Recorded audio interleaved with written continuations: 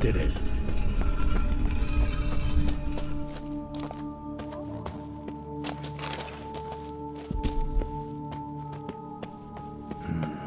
Interesting as places go.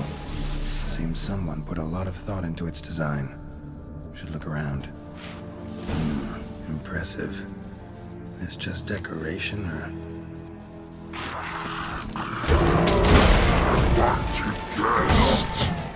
Intruder! You are not welcome here.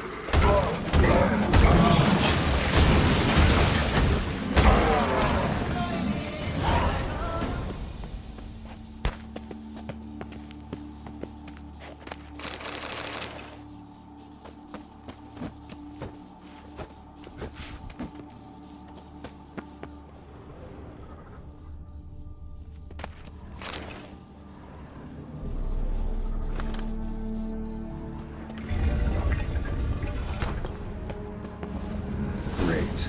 Portals. This just keeps getting better.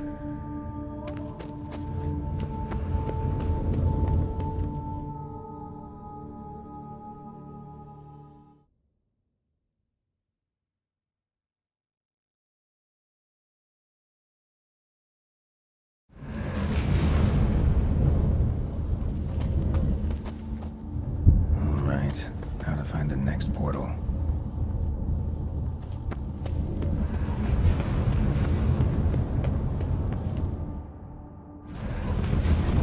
Damn it. Back where I started.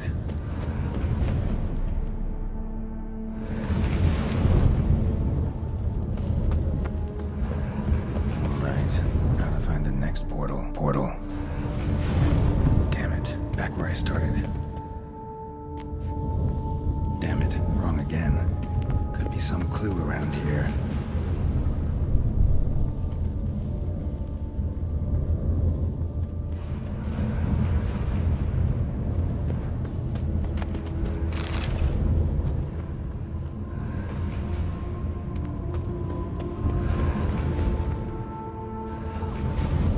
Damn it. Back where I started.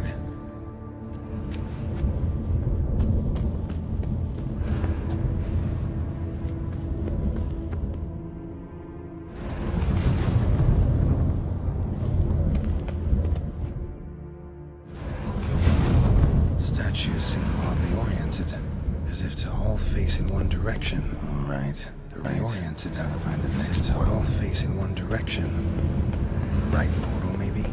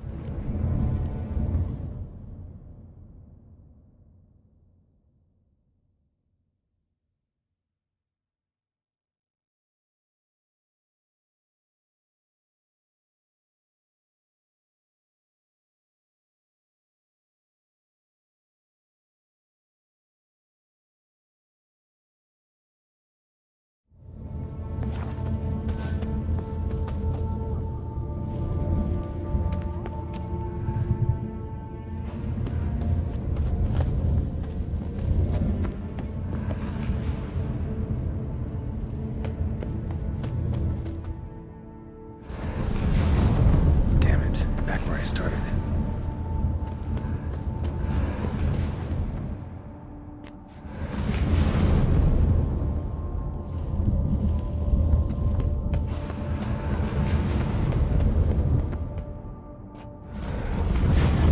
Statues seem oddly oriented, as if to all face in one direction. The right portal, maybe? All right. How to find the next portal.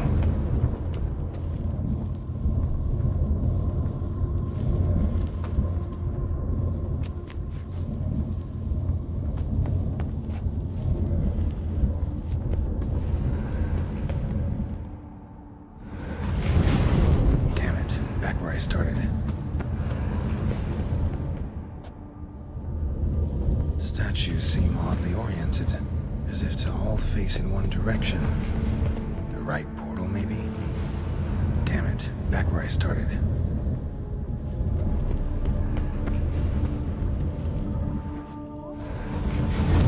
Damn it, back where I started.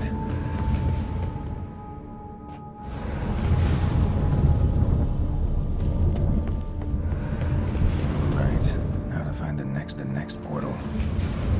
Statues seem oddly oriented, as if to all face in one direction.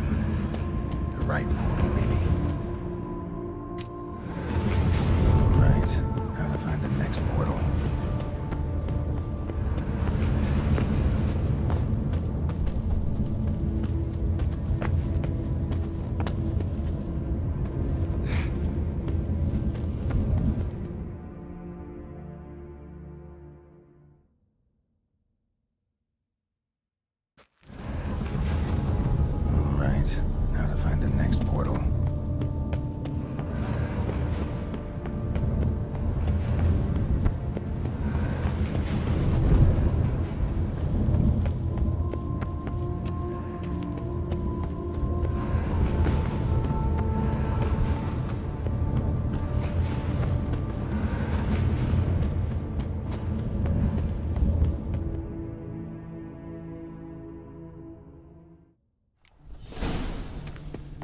Must be where Moreau had his lab.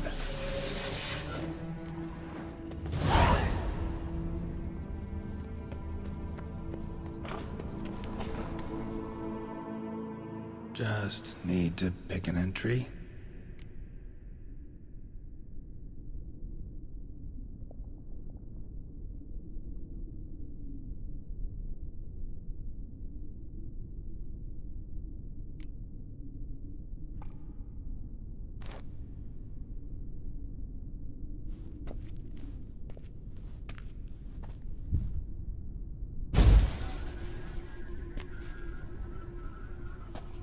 The 18th of Yule, year 1102. Today I begin my great life's endeavor, one greater and more significant than any I have thus far undertaken, for it relates to me personally, to myself and my son. When 15 years passed, a beast of the forest assaulted me. A Wicher came to my aid, saved my life. I could not know that for said salvation, I would in the end pay by relinquishing any say as to my own son's fate. Had I the skill to turn back time, I would have done so, and perished rather than surrender to the Witchers my only son. But as it was, on the day when Jerome was taken, I swore an oath on my honor that I would recover my son. Today, following years of research and preparation, I have at last devised a device that allows me to study mutations. If the gods in their goodness grant me but a bit of favor, I shall find a way to reverse said mutations and restore Jerome to a normal life. So, Professor wasn't out to enhance Witcher mutations, wanted to reverse them. Wonder if he managed, and if there's anything in it for me. Crystal for this entry's missing. Might be somewhere. Should look around.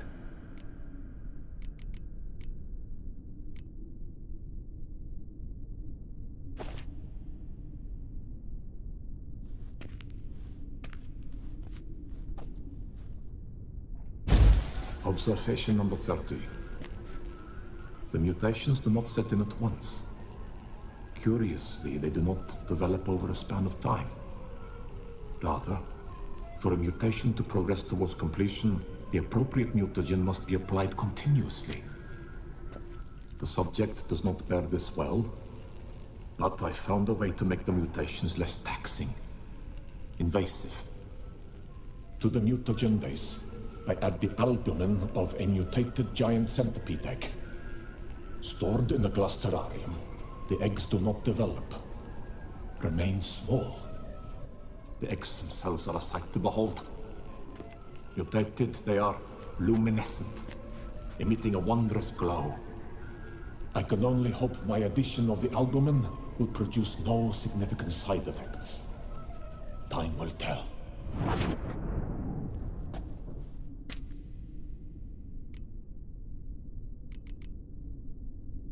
Crystal for this entry's missing.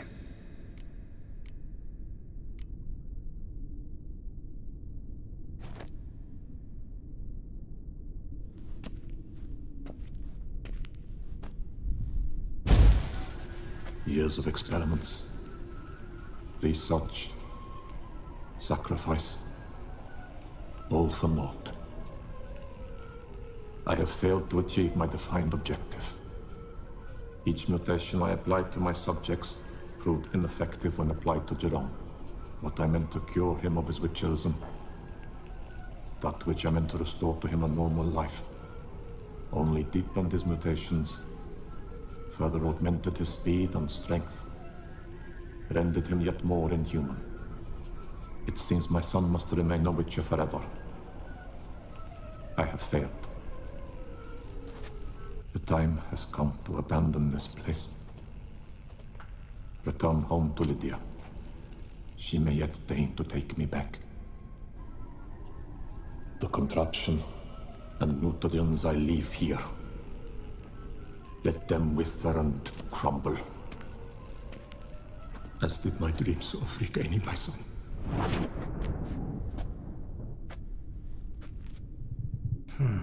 So the professor wanted to reverse the mutation's effects. Ended up deepening them. Stroke of luck for me. Could profit from his failure. So, Professor tried to neutralize the effects of Wicher mutations.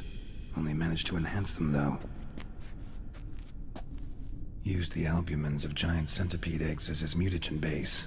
Need to go on an egg hunt.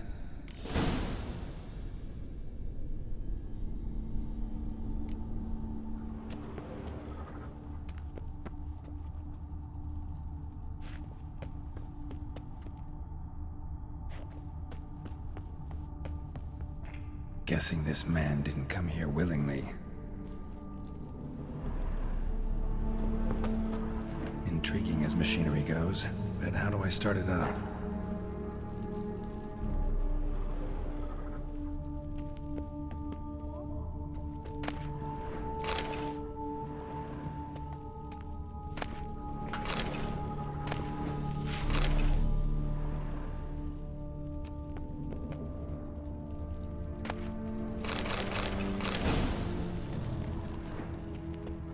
Must have kept his son in here.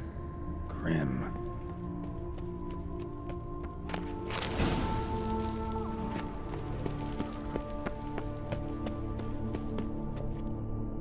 Just need to pick it.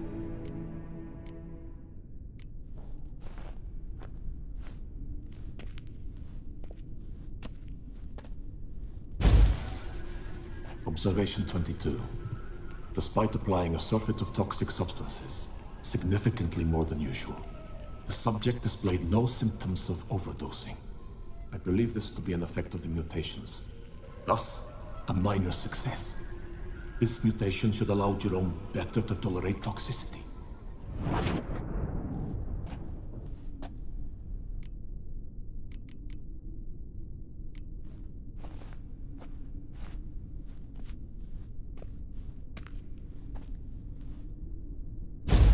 Observation 58.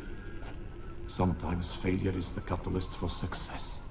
I've discovered a method by which one type of mutagen may be transmuted into another through the addition of certain ingredients. This is a great day for science. In addition, I observed that today's dose of mutagens brought the subject to the brink of death.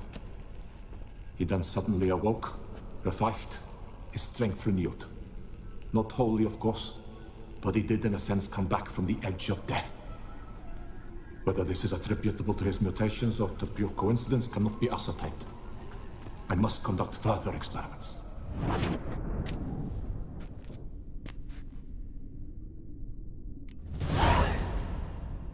Seen enough.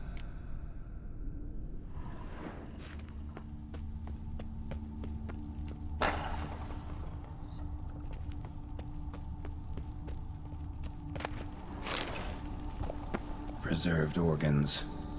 Hope their donors weren't forced to give them up.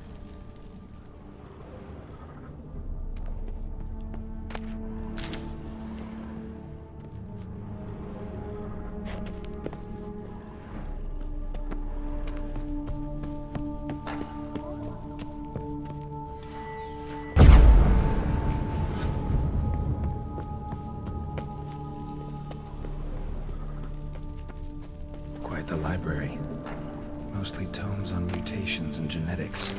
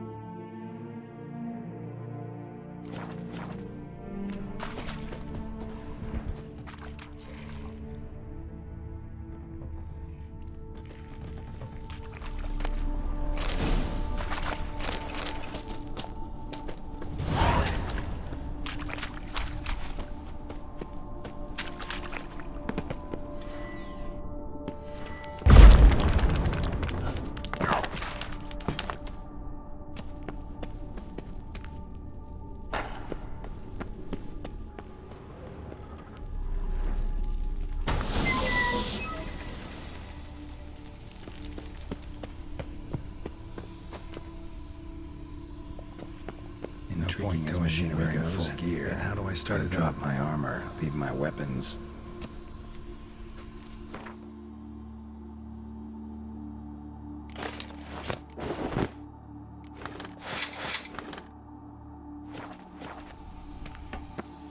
Professor's mutagens might work on me as they did on his son.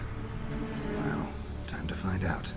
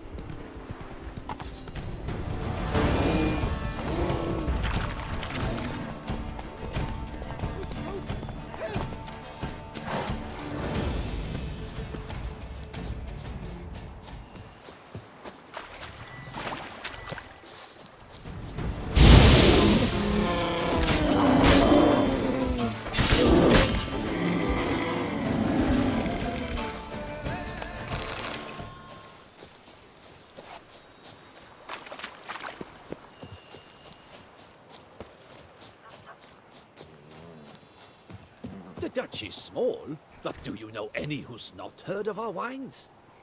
Good day!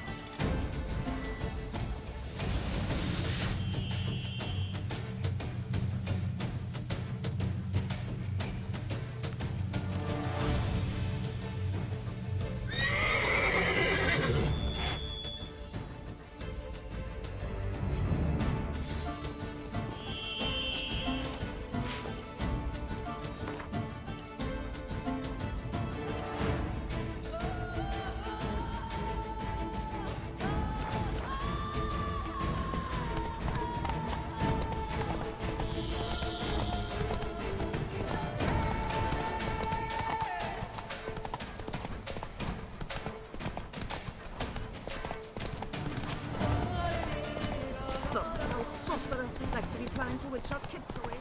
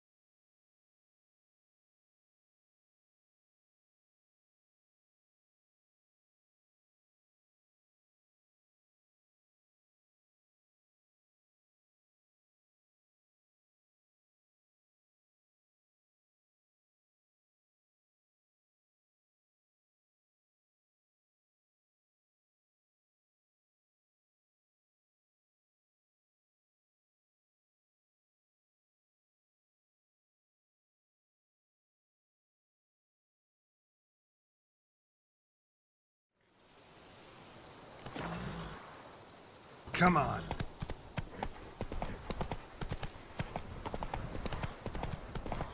Want to go to the port? Maybe there's some new ship.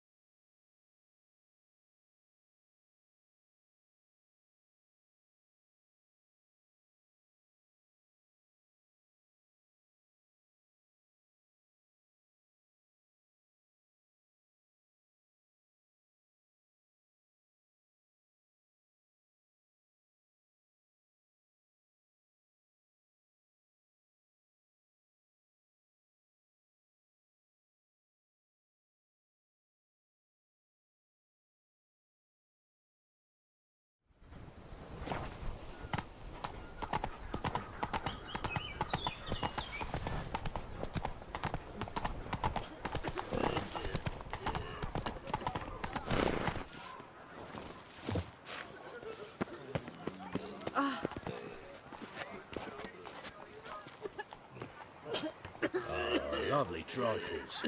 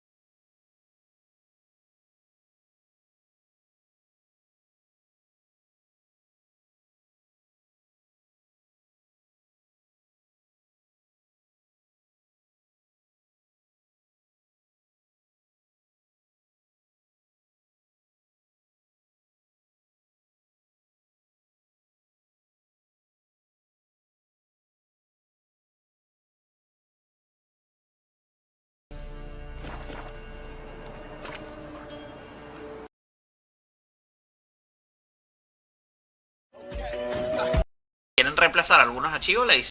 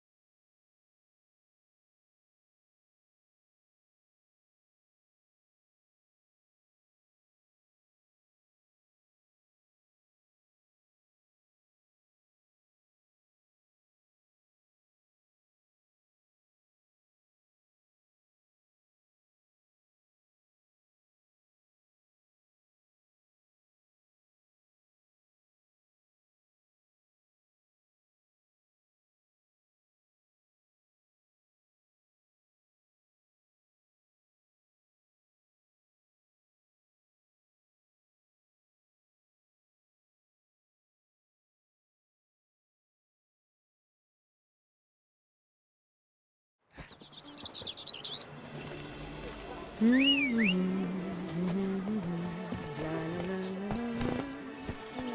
it!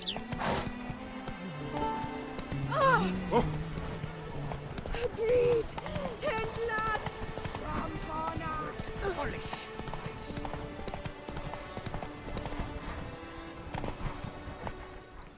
It's a dog's arse.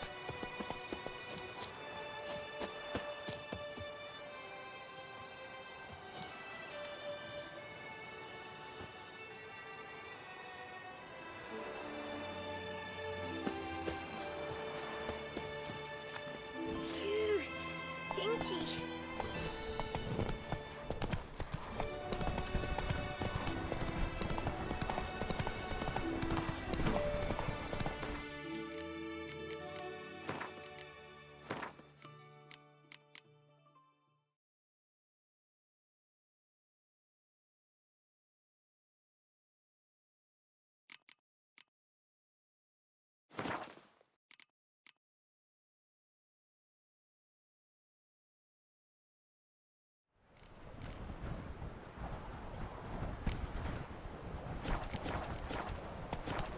I've scissored my fingers into shred. Blind, are you?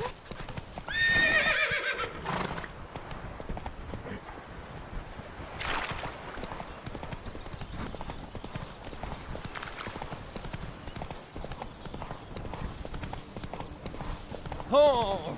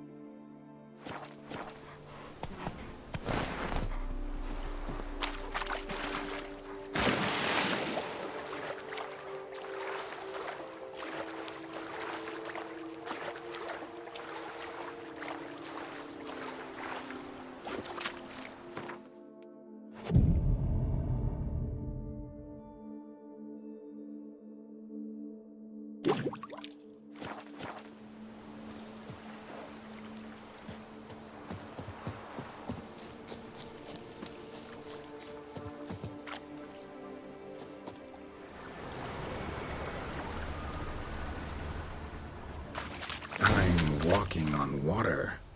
Just like Like who? like a pond skater. Who are you thinking? No matter. I suppose you thought nothing else in life could surprise you, eh? Wrong.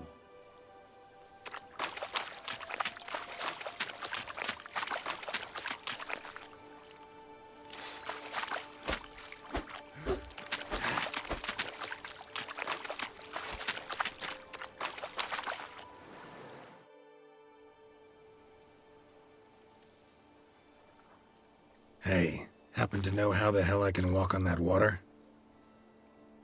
Naturally, I know. Since time immemorial have I dwelt in solitude on this shore, and I can testify to the extraordinary nature of the lake. What's so extraordinary about it? I mean, besides the fact that you can walk on its surface. A sword, most wondrous, lies in its depths. I watch over it. The blade may be grasped solely by one who possesses the 5 chivalric virtues. Folk call me a lot of things, but virtuous? I don't know. Yet I do know, for I know who you are. Of humble means yourself, you showed generosity to others. Your valor is the stuff of legends. To acquire the sword, you must first convince me you are worthy. The inscriptions on the stones describe the 5 virtues: valor, honor, wisdom, sympathy, and generosity. During your time in Tucson, you can prove these virtues dwell in your heart. In this world, there are many in need. They will help you prove your chivalry.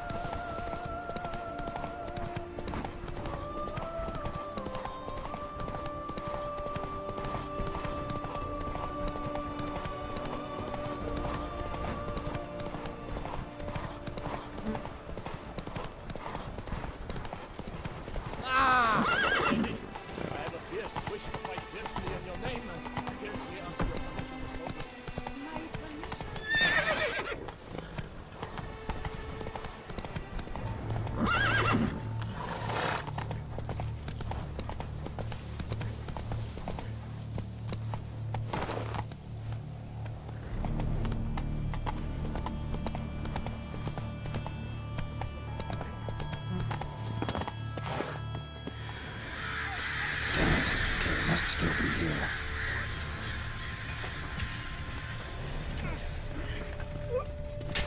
In the cellar. Gotta be.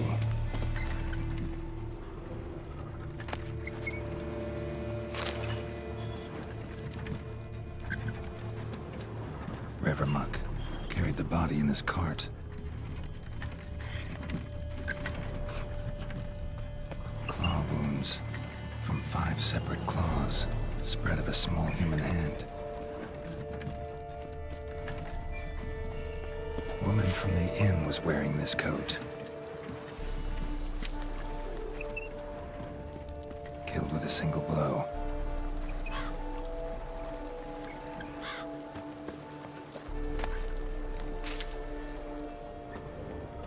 Throat torn open by man-like jaws, man-like, except for long fangs. Massacred by a vampire. Not an Ekimara, though, or a Fletter. Bruxa, gotta be. Busted ribs, blood from the ears. Took a solid hit.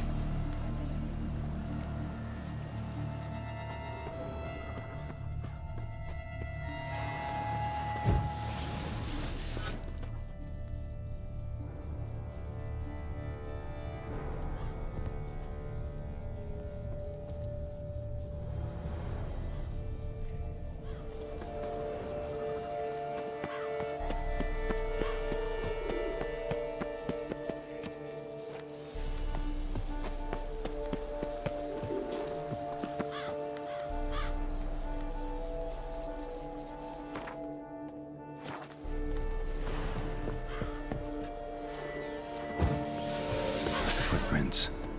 Small, bare feet. Lead deeper into the cellar. Fell down the stairs, broke his neck. Hurled against the wall with great force.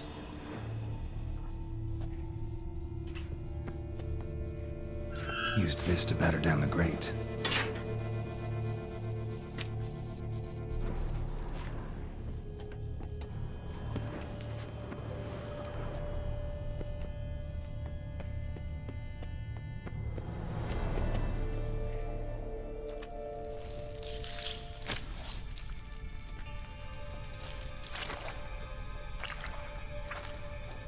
You.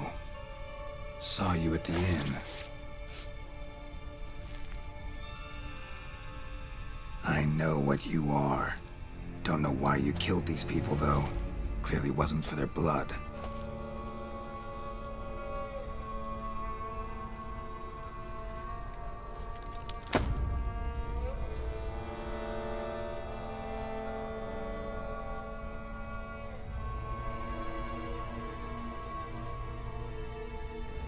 We don't have to fight.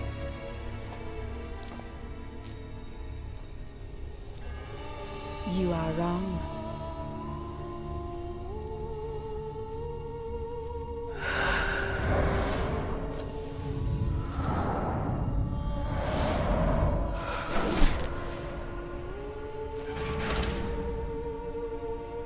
I cannot let you leave.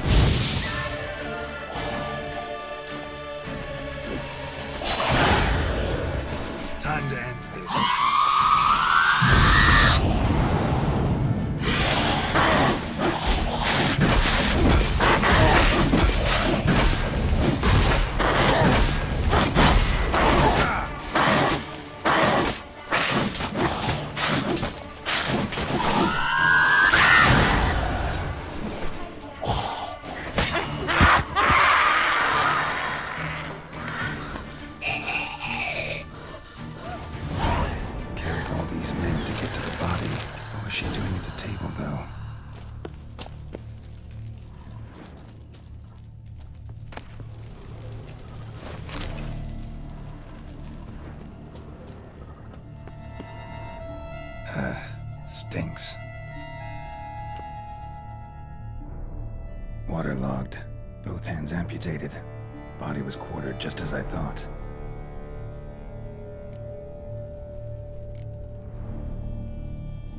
Laid in water for some time. Head swollen, and something took a few bites out of it. Something in the throat.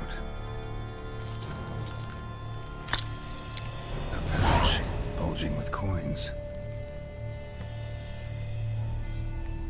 Nilfgaardian florins, from several different provinces. If the murderer did this, means we're dealing with a sentient thinking beast.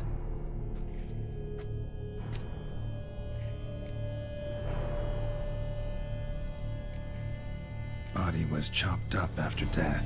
Blows struck with great force, but bones sliced through, not crushed.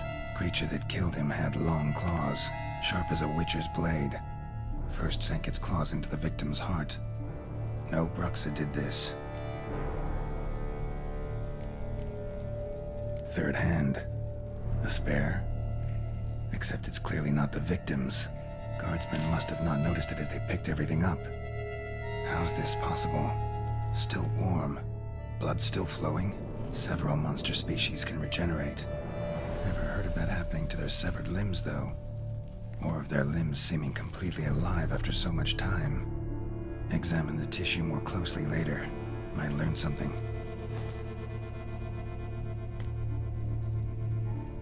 So, murderer was clearly a monster, but not a Bruxa.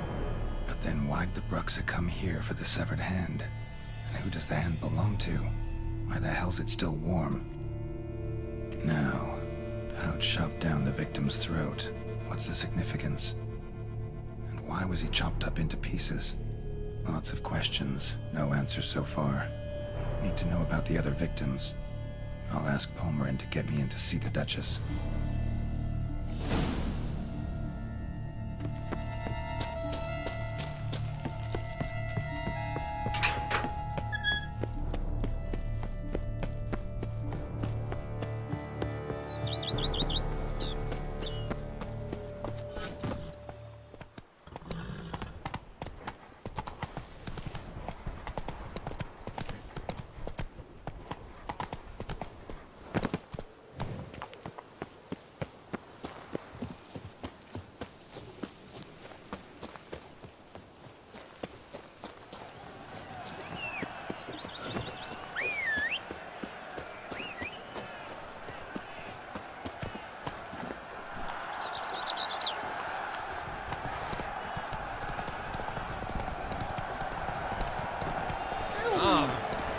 Nothing to see here. Move along.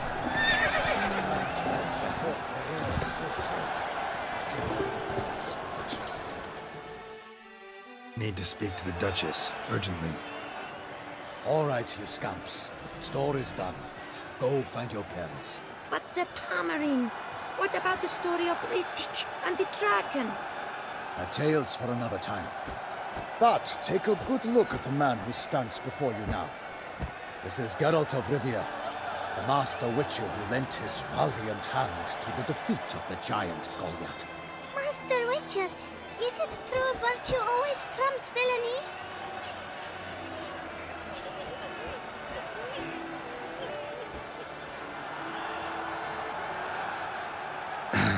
Yeah, virtue always wins. But the Black Knight, he's a villain and he wins.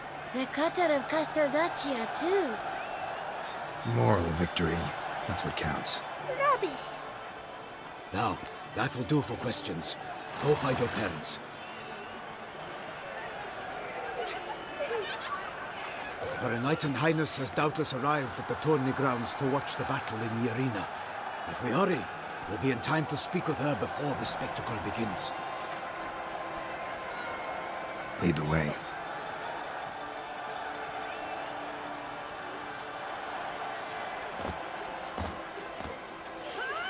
Who's fighting? Nilfgaardian gladiators? Close, but not quite. As you will soon see. Someone's gonna fight a Shaelmar with some elves on its tail to confuse it, slow it down? Whatever is the problem? The beast is a gift from the Emperor, no less.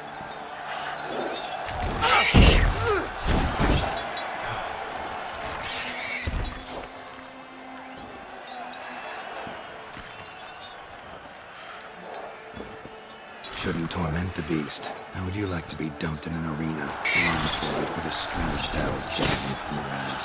Pity a monster. You, a witcher. I slay monsters who are a threat to humans. You're out to humiliate one to entertain a crowd. No knight will gain any glory from this.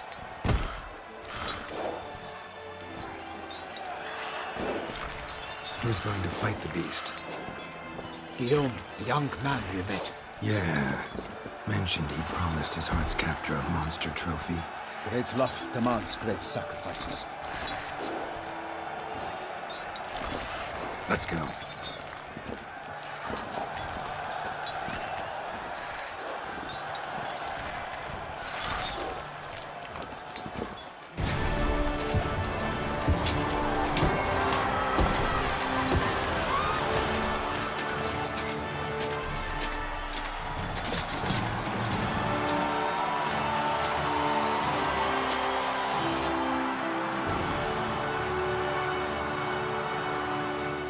I dedicate my imminent victory to fair Lady Vivian.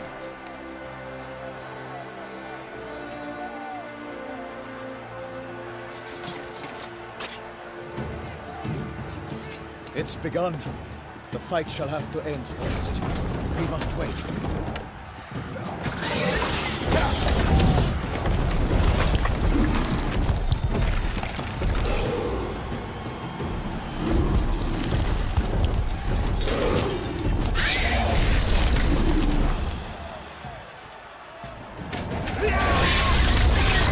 Got a bad feeling about this.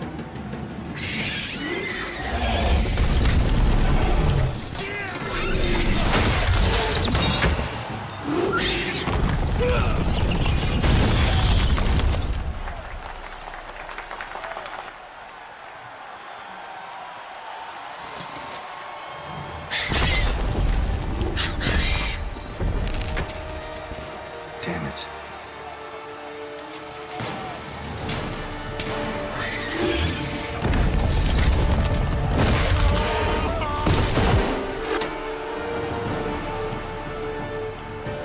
We have to help him.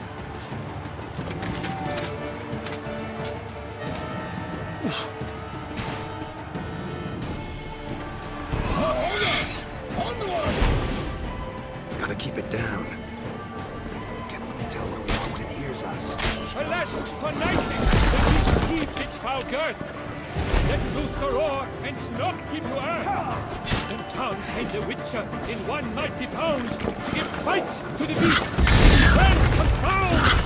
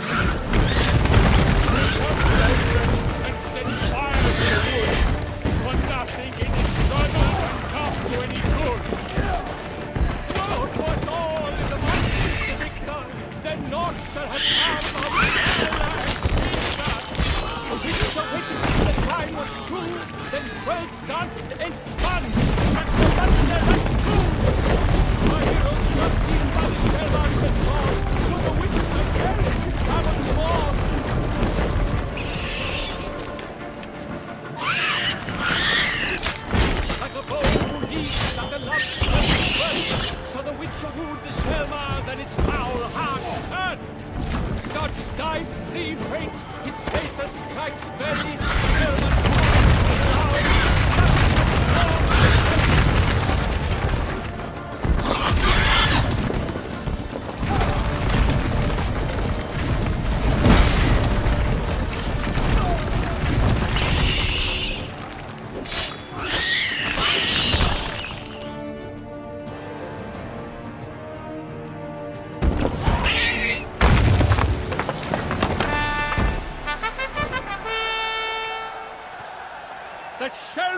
was defeated by Geralt of Rivia, master of the witchering trade.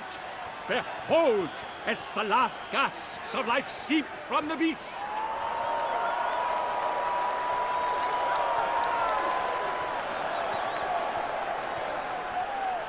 Master Geralt, do what you must. Finish the deed!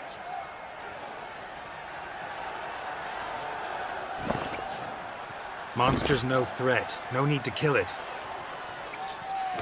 A victor may always show mercy. It is his right. Long live Geralt the Merciful! Pikeman, see to the beast.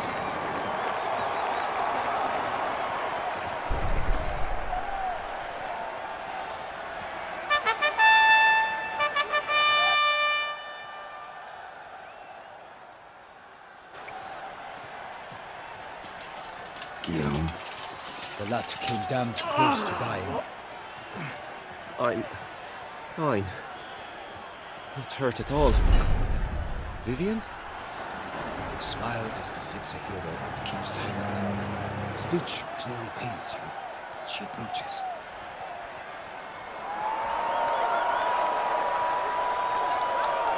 Geralt.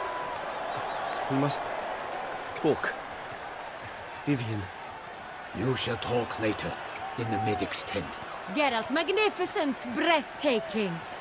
Your Grace. We knew that to summon you was a brilliant idea. We are delighted, ravished to have struck upon it. And I'm truly honored. See to our young hero. Hop, hop. For we must make off with Geralt. We should talk. We had been long awaiting your arrival. Had nearly lost hope. Then suddenly, that entrance, so spectacular.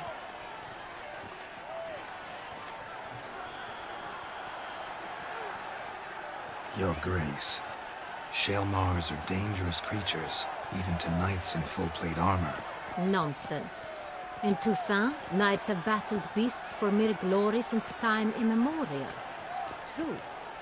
Guillaume suffered a few bumps, scars, and bruises, but in return gained eternal glory as he who slew the monster. What about the crowd? Say the Shaelmar had vaulted into the stands. Would have been a massacre. Geralt, though we value your fortuitous intervention in the arena, we would remind you your services have been retained, and as shall soon become clear, you will be generously compensated for completing another task altogether. Your Grace, my contract. I'd like to discuss it. Naturally, but not here. We shall need Damien. He led the investigation pending your arrival. But wherever could he be? Come, we must find him.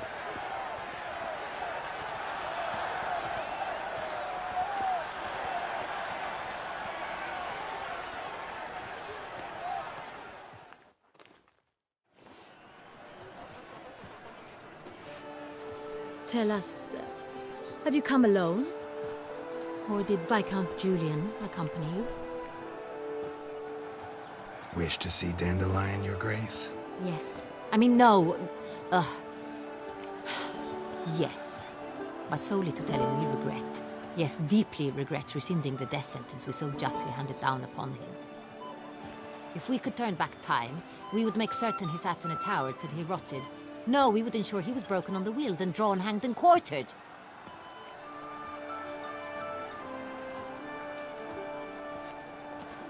Ah, the very man we would entrust with these tasks. Damien de la Tour, captain of my personal guard. Your Grace. Wicher. Greetings.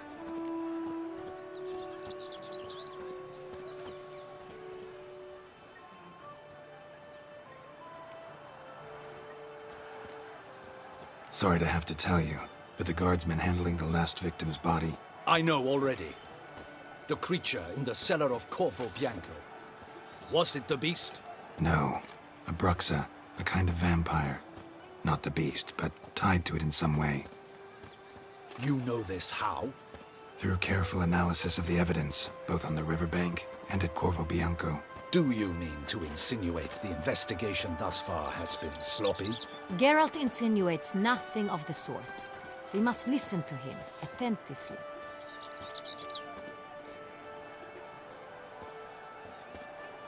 I examined the body of the beast's last victim. Might have found something. Need to analyze it. A quiet place, that's what I could use most right now.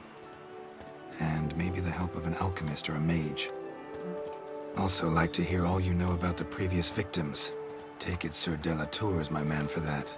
Firstly, call me Damien, please. Secondly, you should know I spoke against summoning you here. I've heard much about you. You bring trouble, or thus far have, always. And we've enough trouble as it is. Yet we are capable of defeating the beast on our own, without an outsider's help. I've no doubt about it. Damien, we settled the matter of the Witcher's employ some time past. Definitively. Since you have broached it nonetheless, let us discuss Geralt's pay. Are the legends true? Do Witchers usually demand that which you find at home, yet did not expect?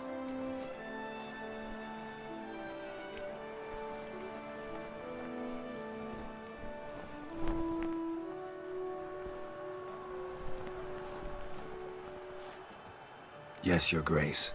The law of surprise. Time-honored. We shall be candid. The surprises we encounter on a daily basis would be of no value to one such as you.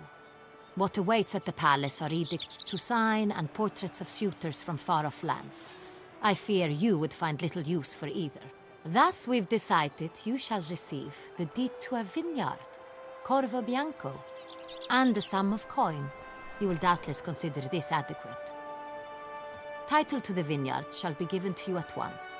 Surely you'll need lodgings while you hunt. The coin, however, will be yours only once you have slain the beast. Lovely, generous gesture, Your Grace. Corvo Bianco. Isn't it the Duchy's temporary morgue? Is it now? The Chancellery's bungled things again, we fear. Not to be left unsupervised for one instant. Yet, in its mood, a morgue should present minimal problems to a Witcher. What's more, nothing enhances a wine's reputation better than a grim legend. Thank you, Your Grace. I accept the contract, of course. But as I said before, I'll need some information.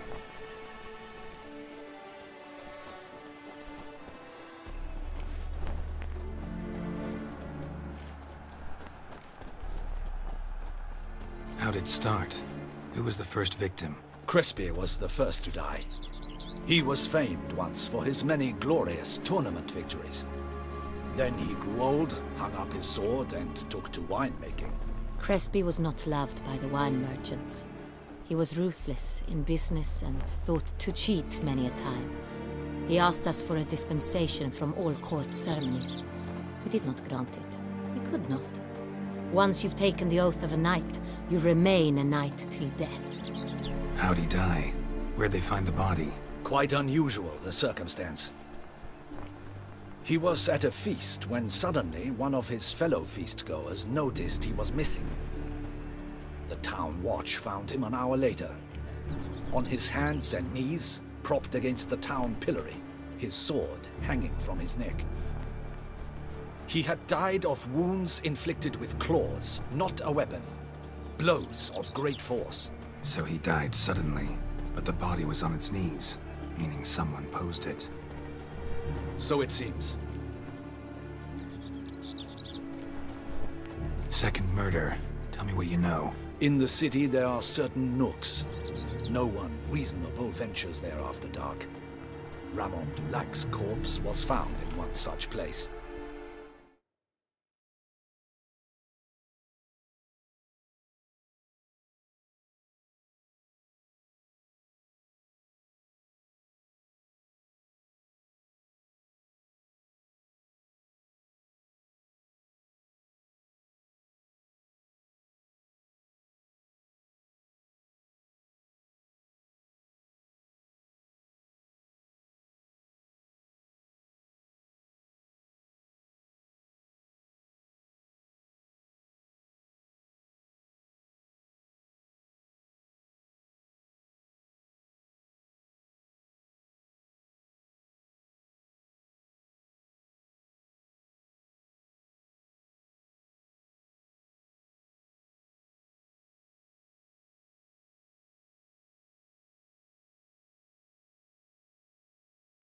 With the first murder, terror gripped the city.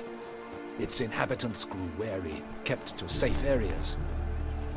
Consequently, news of the second victim came to us from a group of concerned cut-purses. Criminals fear the beast? Telling in a way. Take it you've excluded the possibility that Ramon died at the hands of these bandits. Do you believe me an amateur? Not hands, but claws killed Ramon Dulac. The wound was deep, clean. His body was found in the gutter, dressed in nightshirt and cap, a pillow placed under his head, and his sword replaced by a bed warmer. Ramon Dulac, a knight who but a dozen years past was an advisor to our father, the Duke. Someone went to a lot of trouble to make him look ridiculous. Maybe revenge was the motive. It's not out of the question. Dulac had shady dealings with the criminal underworld, but no one ever came forth with concrete proof of any misdoings.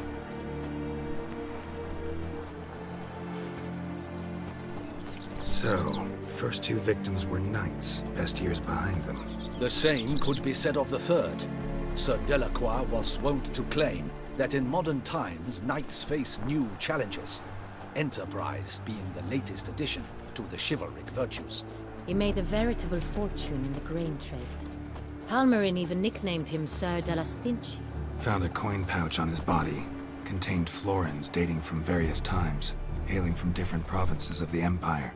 Delacroix loved coin, true, but had no patience for numismatics. Lots of similarities between the victims. All the bodies were found in strange places under extraordinary circumstances. Seems the murderer, whoever or whatever it is, has some meaning to convey. These were honorable men. We are horrified by the disdain, the disrespect with which they were treated. These were knights of Toussaint. Blast it. Might be the point. From what you say, none was a model of virtue. Ever considered that's what the beast's trying to draw attention to? All the murdered men were knights who swore fealty to the 5 chivalric virtues. And even if the... Knights of Toussaint swear fealty to what virtues exactly?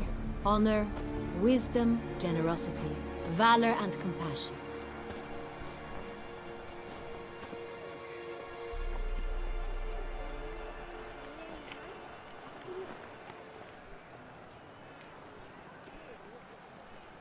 Five virtues. Why are they so important to your knights? Strange question. Your Grace, forgive me. I'm a foreigner trying to understand another land's customs. You are forgiven. According to legend, the virtues we cultivate were bestowed upon us by the Lady of the Lake. How we truly came to espouse them, none remember. In Toussaint, we believe men of low birth should be simple-hearted and obedient. We expect much more, however, of our knights. They are to be soldiers and courtiers, lords and servants. Thus the need for clear moral guidelines. At the time of his dubbing, a knight vows to demonstrate throughout his life honor, wisdom, generosity, valor, and compassion.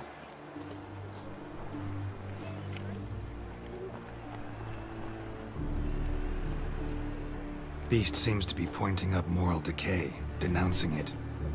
Victims were all humiliated.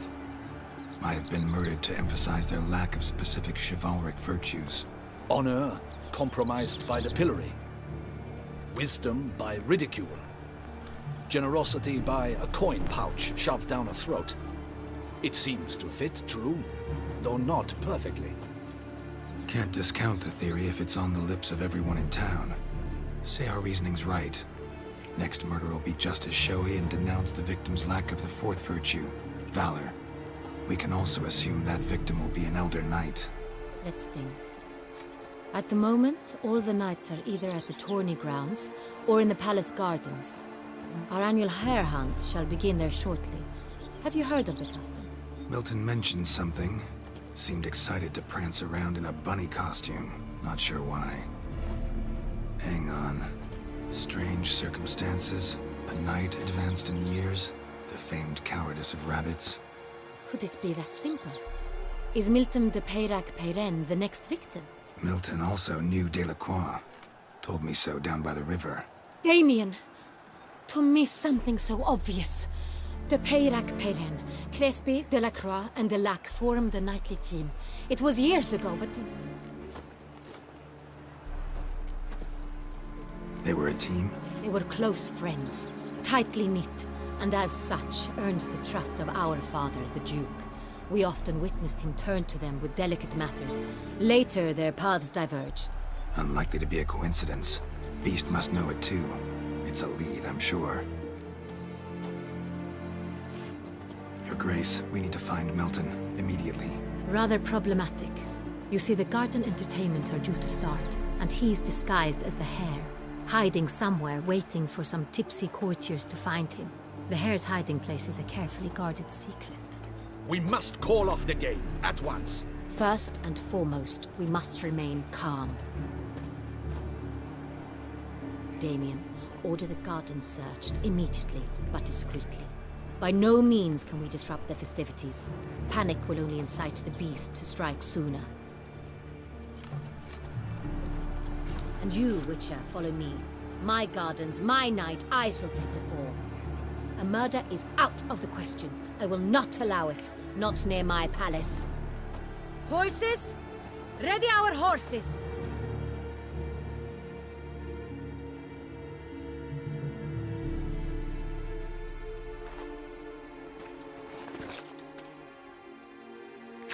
Your Grace!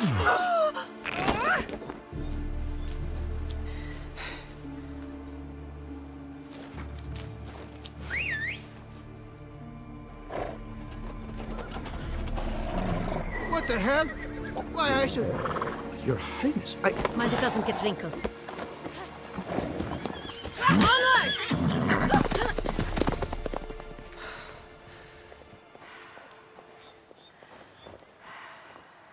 Hey!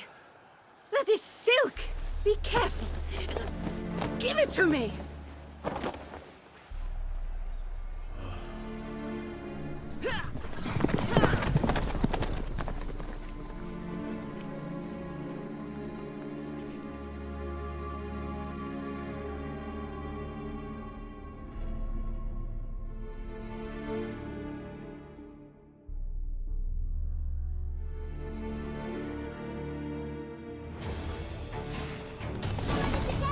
Your Grace seems right at home in the saddle.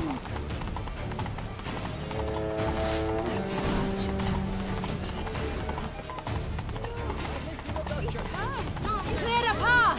Clear the way, I said!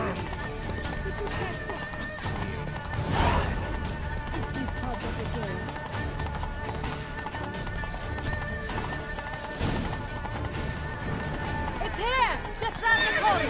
Hurry! We must go to where the game is being held. The participants must find a unicorn's horn, a golden fish, and a phoenix egg. With these in hand, they can deduce where the Hare, Milton, hides. Mean we need to find those things too? We've no other option. But time is of the essence, so we shall have to break the rules.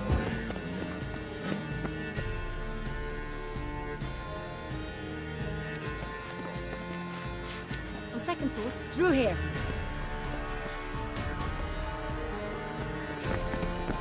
I shall show you where the hunt plays out. Then we will split up. You will get hold of the unicorn horn and the golden fish, while I nab the phoenix egg. That will be quickest. The unicorn. How do I catch it? It's terribly skittish, true, but I'm sure you will find a way to earn its trust. It runs around over there, look. Golden fish. Do I need a rod or a net? Please, Geralt. It's not a real fish. Look there, towards the water. See the lights? The hunters are trying to hook the fish from boats. You must simply dive in and find it. The golden fish and the horn both contain things or clues that will help us find Milton. Once you have fish and horn, find me among the other phoenix egg hunters. All clear? Then let's get to it.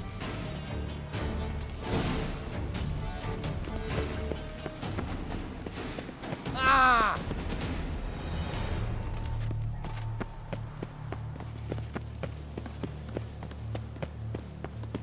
Fiorano of the 1290 vintage.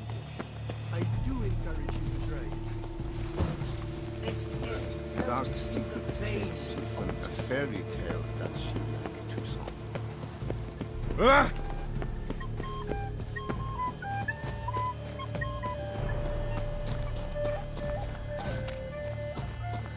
But this is no true unicorn. Ooh! Your Highness, it's an honor.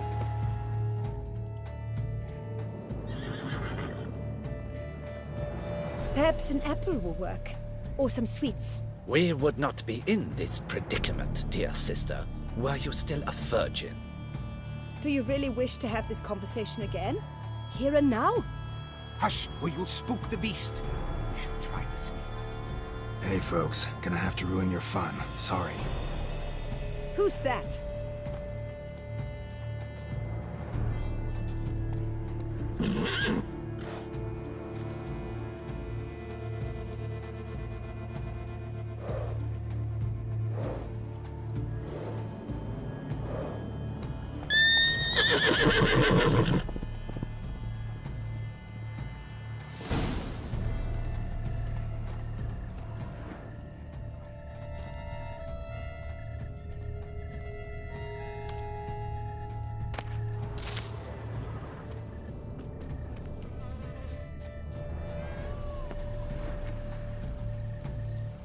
Crispy apple. Should like that like any other damn horse.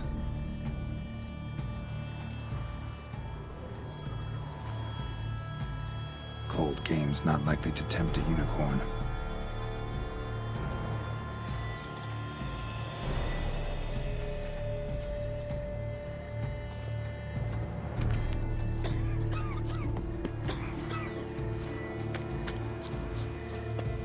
An apple. Yum, almost had it.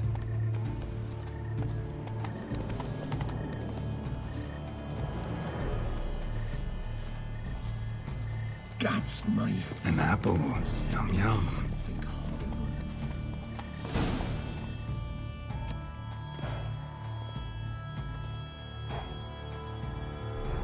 Easy.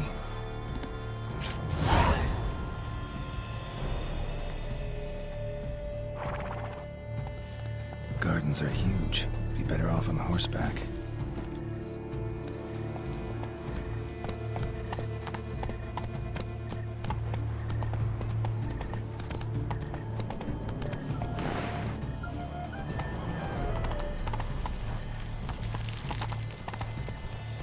We shall long bear the scars of the witches. Is it?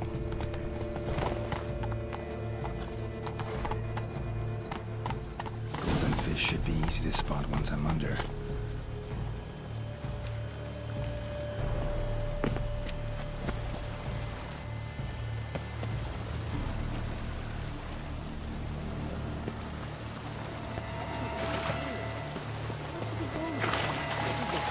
What the blazes?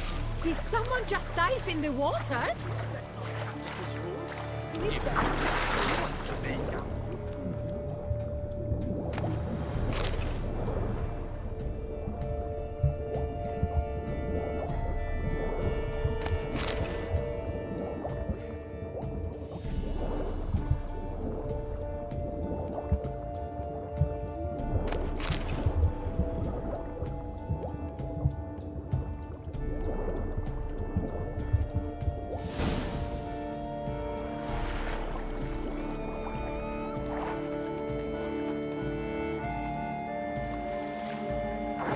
Hey, wait.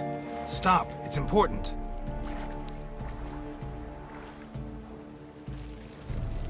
King Cormorant, sire, accept this offering we bring. Prithee cast upon us your merciful eye and bear before us its secrets. As the moon is heavenly course doth trace, in my domain I await that moment of grace, when a soul of good or ill repute brings me a gift, fitting tribute.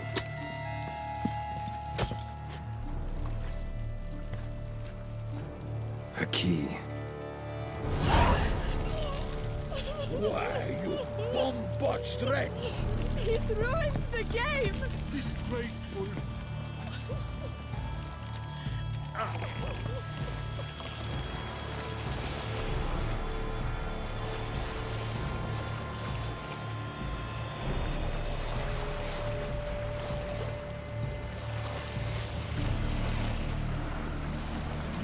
famed Geralt of Rivia, are you not? The light, it's positively useless. She can't possibly see the thing. What precisely is it? An earth. Move it!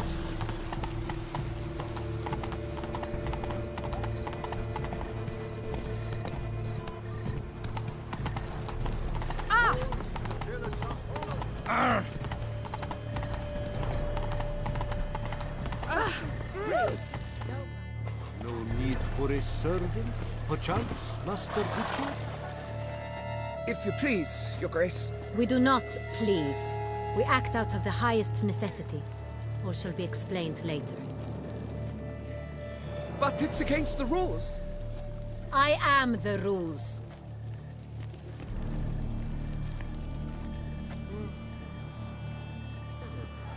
Geralt! At last. Got a key and a clue. And I've another. Show me yours.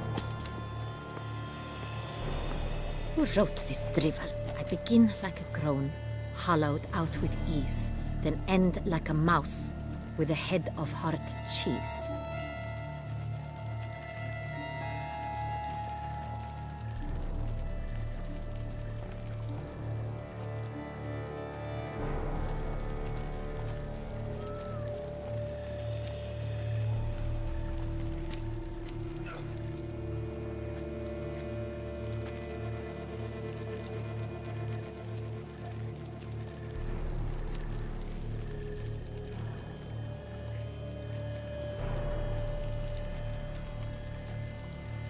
Let's see.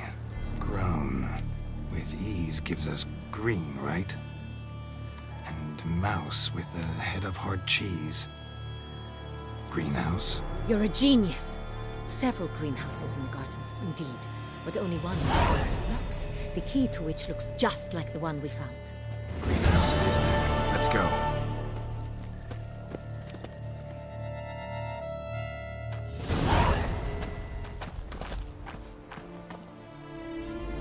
Wait here.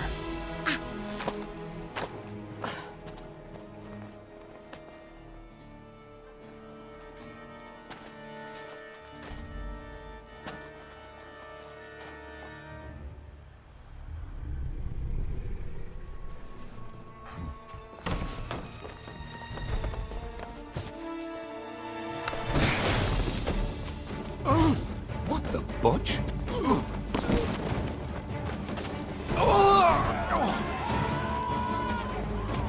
What was that?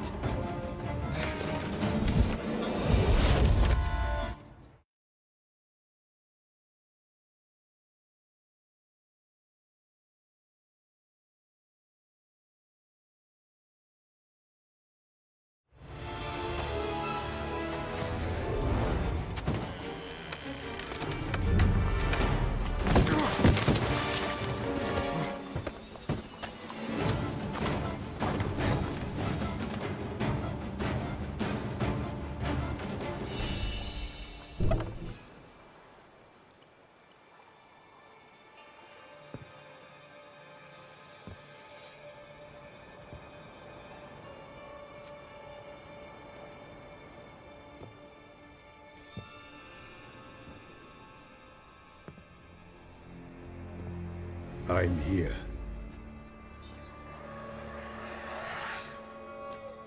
This belonged to you, maybe? It did, but you may keep it. I've a new one. I do not know you. I've done you no harm.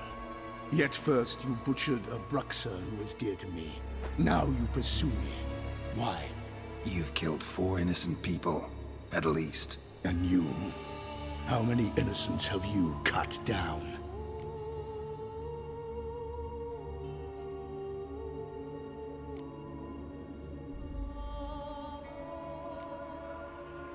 Not here to talk about me. Yet that is exactly what we are doing. So, did they send you after me? Who are they?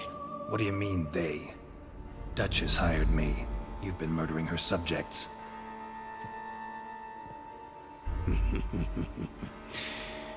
Is it as simple as that? I would ask you to convey to the Duchess that I've but one victim left, but you'll not get the chance.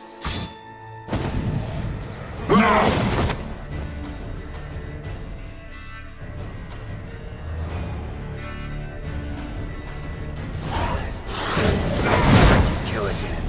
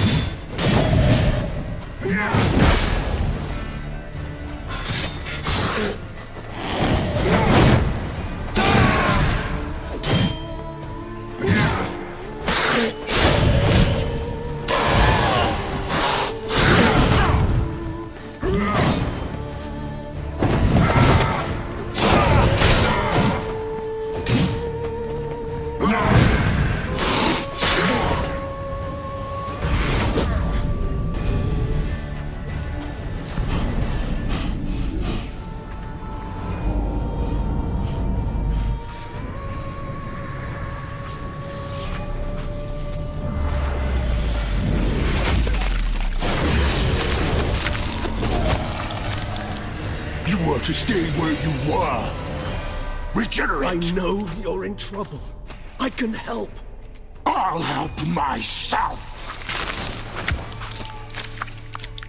No, he's my friend.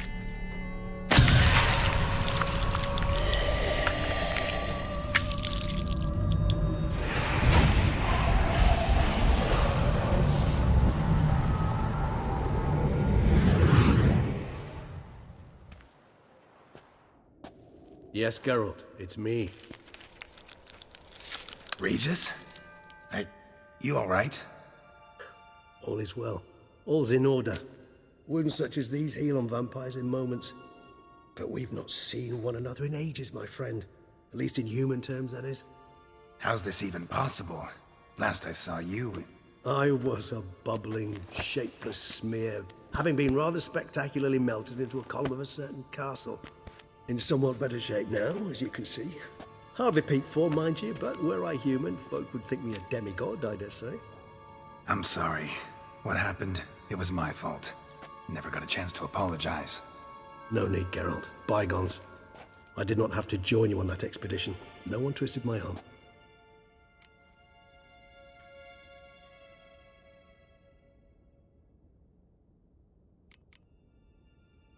Miraculous regeneration. How do you manage it? I had help. From the one you hunt. Him? How? And what have you been doing all these years? Not the time nor place for such stories. I suspect we'll get a chance to speak at ease and at length later. Now, however, we must deal with the reason that brought us both here. So you being here, it's no coincidence? Your powers of deduction seem to have waned not one bit. I'm happy. I came here for Tetlaf. I fear he's become entangled, landed himself in serious trouble. So that's his name. He's your friend? You might call it that. Though Detlef is, how would you humans put it, more bestial than I am. But not to worry, I'm working on him. Haven't exactly done a great job with that. He's killed one knight since I got here, at least 3 others before I arrived. For good reason, I'm sure. Understand, Detlef is not some decadent shit who kills for sport, or to assuage a dryness of throat or a dullness of mood.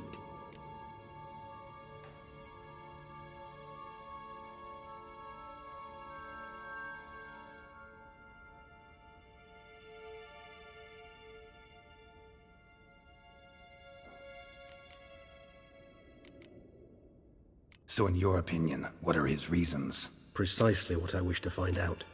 And then I will convince him of the error of his ways. Got a lot of faith in the guy. Despite appearances to the contrary, you two are quite alike. You've both noble hearts, yet you both are wont to perform ignoble deeds. When circumstances force you to, of course. Remember the year 964? That was 3 centuries ago. Blind fear gripped Rivia, Lyria, and Spala. Women and children were dying. Their mutilated, dismembered corpses littered the fields. Brute of Lyria. Read about it. Chewed up almost 200, then fell to a common poacher supposedly armed with a dagger blessed by some prophet. It fell to Detlef, who then found a poacher asleep in the brush near his snares and dropped the fiend's corpse at his feet. And thus, a legend was born.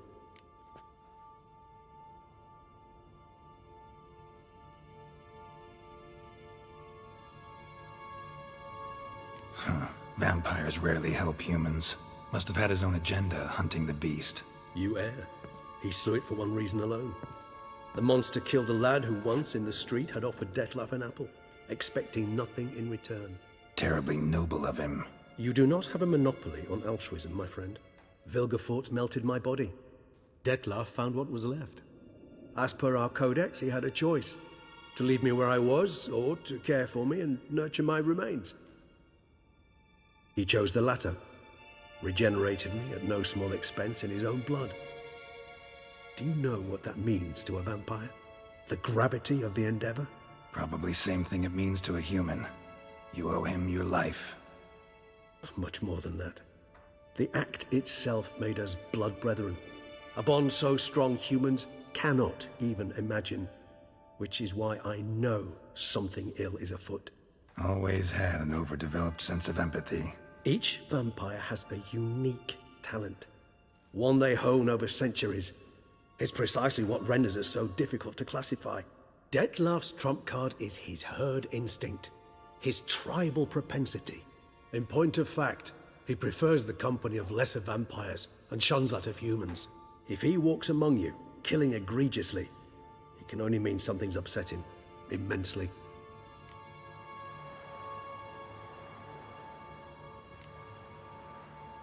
Anything specific? Some set of things that'd be likely to set him off? How should I say this? Detlef doesn't understand men, their world, its rules, its conventions. He's naive in a sense. He doesn't comprehend your games, knows not what it means to lie, deceive. Suggesting he's maladjusted, and venting his rage. I'm suggesting maladjustment can at times breed conflict. But is it the case this time? I cannot say, but intend to find out. Gotta find him, before something upsets him even more, and all Beauclair is awash with blood. Well, we share a cause then, just like the old days. Not entirely. I mean, when I find him, you know. I know you've a contract on his head. Yet your true task is to stop the beast killing, not necessarily to kill the beast, am I right? All in all, sure. Let us find him. By the time we do, I hope I'll have convinced you Detlef is no monster. Fine, all right already. But for now, evidence is stacking up against him. Hear that? The posse. Knights must have tracked me here. I'd prefer they not find me here. I've makeshift quarters at Mère Lachaise Long Cemetery. We'll meet there. See you.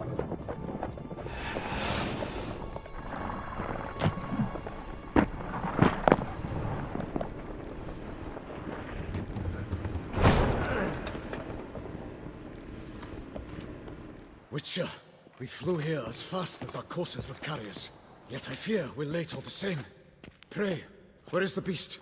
Still investigating. About to inspect this site. Withdraw your men before they trample all over the evidence. Sirs, we must let the Witcher do his work. Milton's murder cannot go unavenged.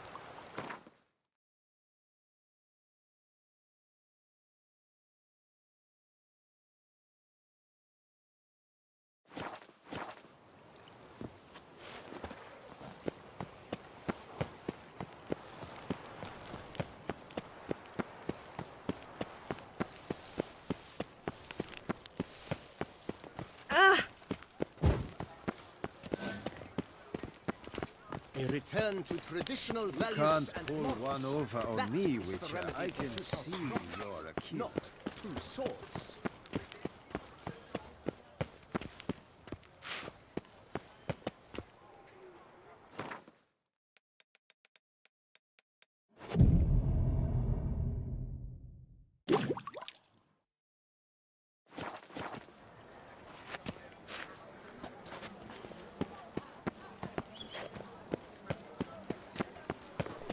And where does Celestine wander of late? I did not spy him before.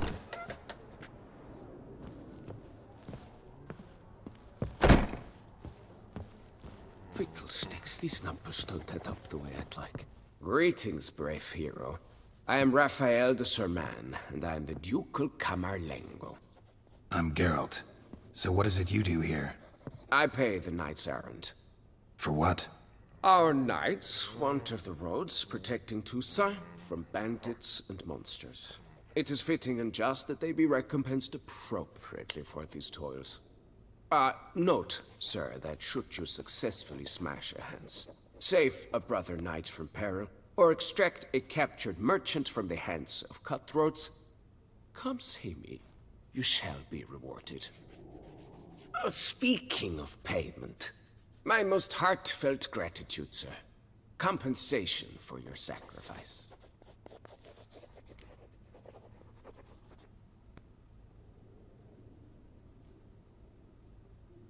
Wouldn't mind a glance at your books. Ones you're willing to sell, that is.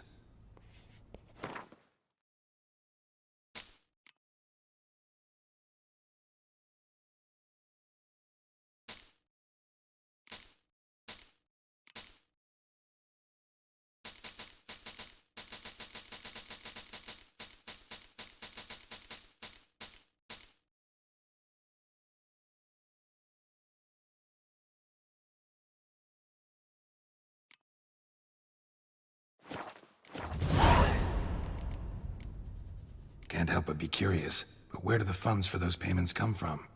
The ducal treasury, of course. Her illustrious highness Anna Henrietta assigns great value to bravery and selfless patriotism.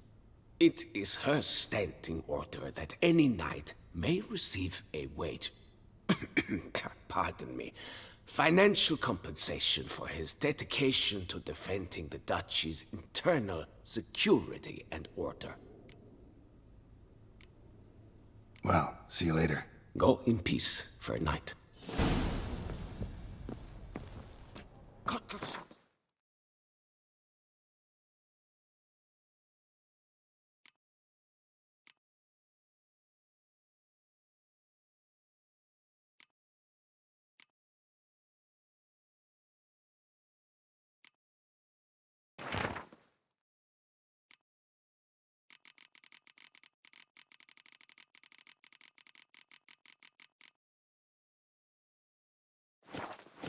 Yes, I paid too much out again. They say the dye-circled court has such extraordinary new colours. Some of the clerks can give less if he dyes their skirts. Dark secret.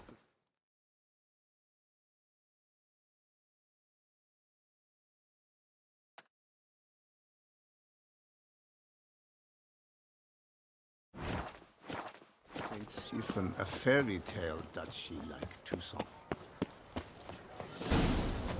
Do you like it here?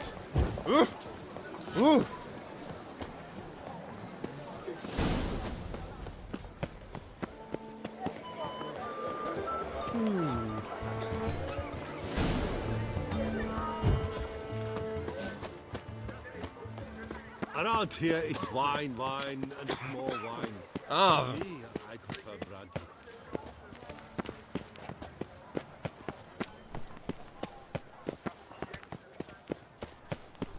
Oh!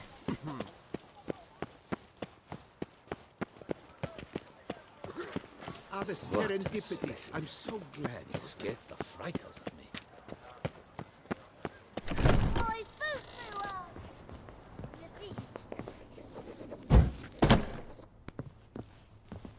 The best armor around! That is what I forge! Ah, so sorry.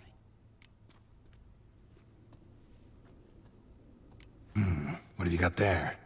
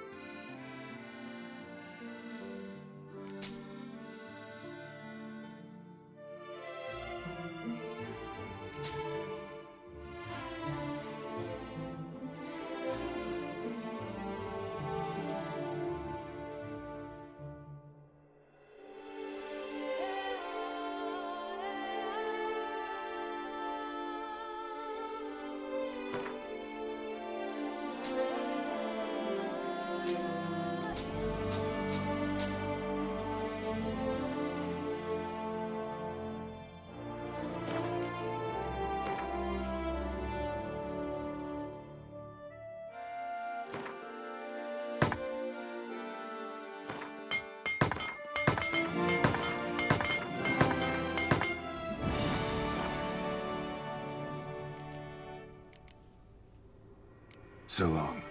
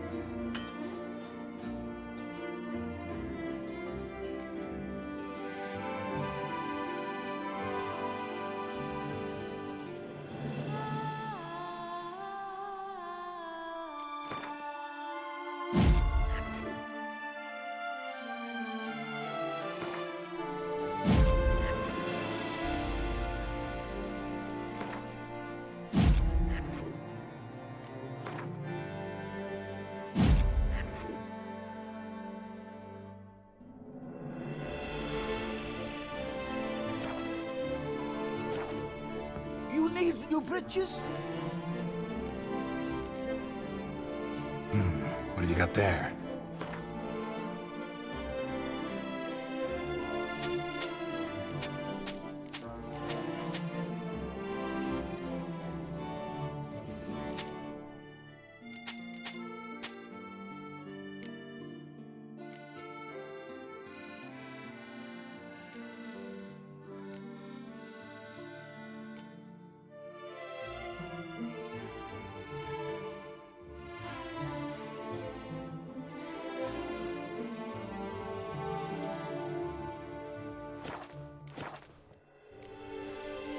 So long.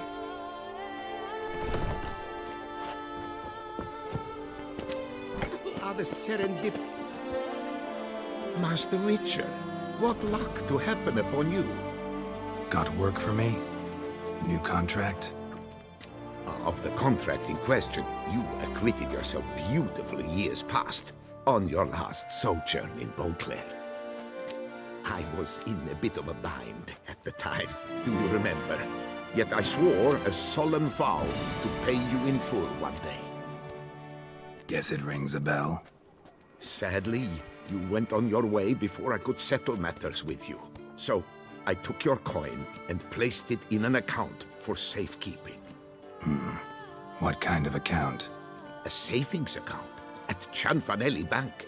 You need but walk in and withdraw. The sum must be rather substantial by now. Thanks.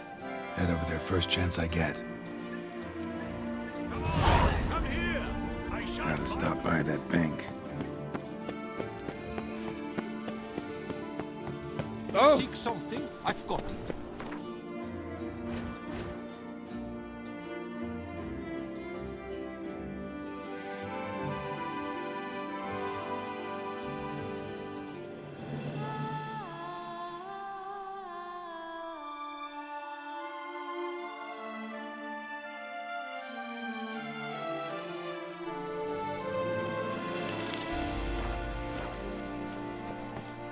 Ooh. Whoa! Nice tune. Good folk, have you seen these prices?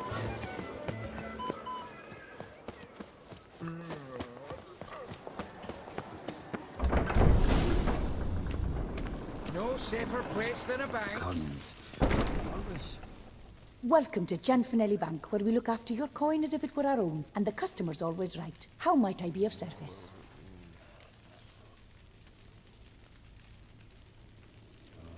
Got an account here. Like to make a withdrawal. Naturally. Your name? Geralt of Rivia. Wait a moment, please, while I find the relevant record.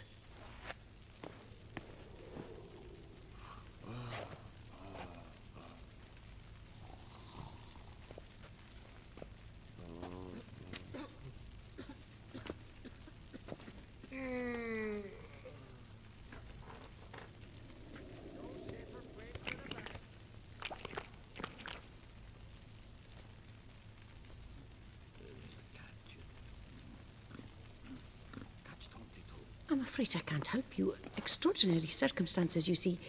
There's a note in the records. The account holder is dead.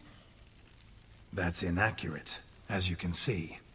It's some kind of mistake. The note is clearly in error. To reactivate the account, you'll need permit A38. For more information, please go to window number 1. All right. Where's window number Welcome 1? to Cianfanelli Bank, where we look after your coin. I'd like to change some coin. By all means.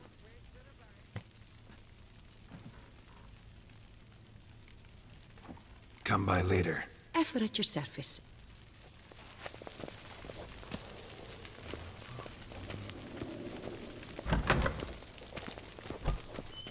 Welcome to Cianfanelli Bank, where we look after your coin as if it were our own, etc., etc. How can I help you, sir? I'd like to reactivate my account, so I need a copy of permit A38. Wrong window, I fear.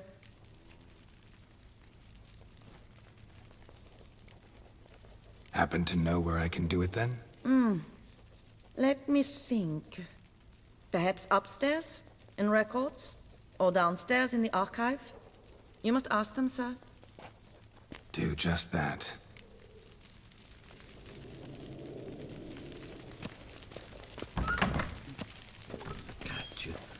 Yes? Can I help you? Catch 22. Welcome to Cianfanelli Bank.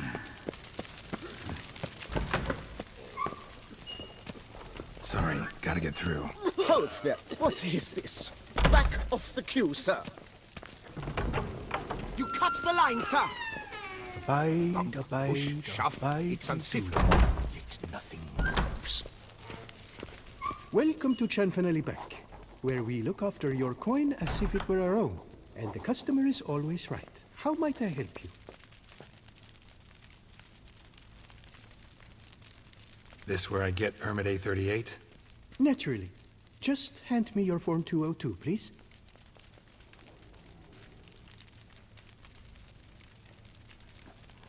Form 202. All right. Where do I get that document? Allow me to explain. Permit A38 can only be issued upon presentation of Form 202, as stated specifically in Ordinance N60. Please, go to window number 1. Just came from there. Never mind. Be back shortly with Form 202. Sir, jumping the queue. How dare you! You cut in front of me, sir.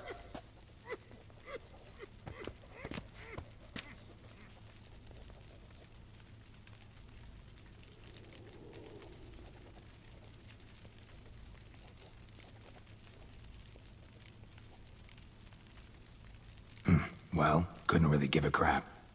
You boor, you churl! I will not stand for this! Just you wait, I'll teach you some manners! Go on, hit me.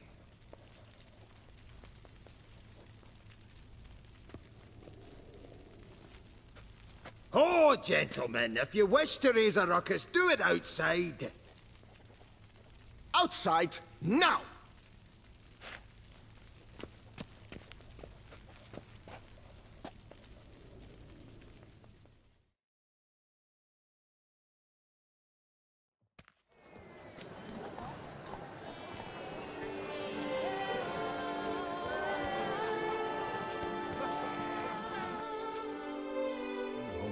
What? Lost your nerve? Third time this week. I wager 10 on the one on the right. I shall teach you the meaning of decency.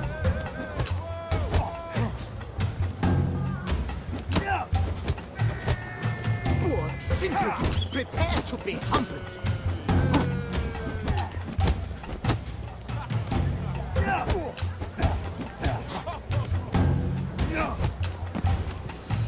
I shall teach you the meaning of decent uncouth. You cut the line, sir. You cut the line, sir.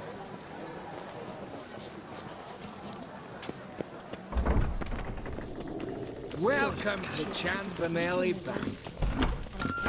Come on. Where the hell'd she go? Hair pomade. So you see, Need to follow the she claims scent. Could be the puffed lead I sleeves will need. be in fashion next season. Excuse me. Got something I gotta take care of at window 1. Cannot be serious. I too find it hard to believe. For Excuse me. can you not see what it says there? We're on our break. Celine, darling, sign this for me, will you? Oh, there you are. Listen, there's something We're on break. Ah, you try to be polite, it just never gets through. Got no choice, I guess. Need to wait till they're done with their break. I was at home the other day. No safer Just place sitting than a bank. when suddenly... No, no.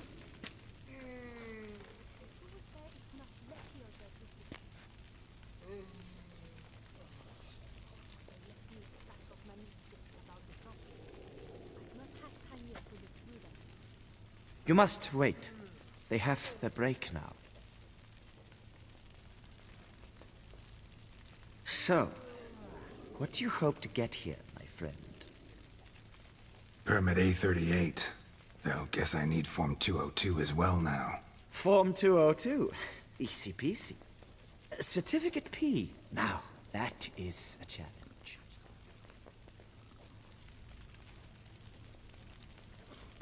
But, as we are both forced to wait, fancy a round of Gwent.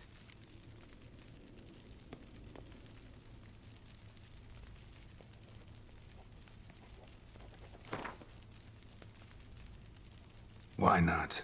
Let's lay him out. Now, that I understand. I'll start arranging my deck.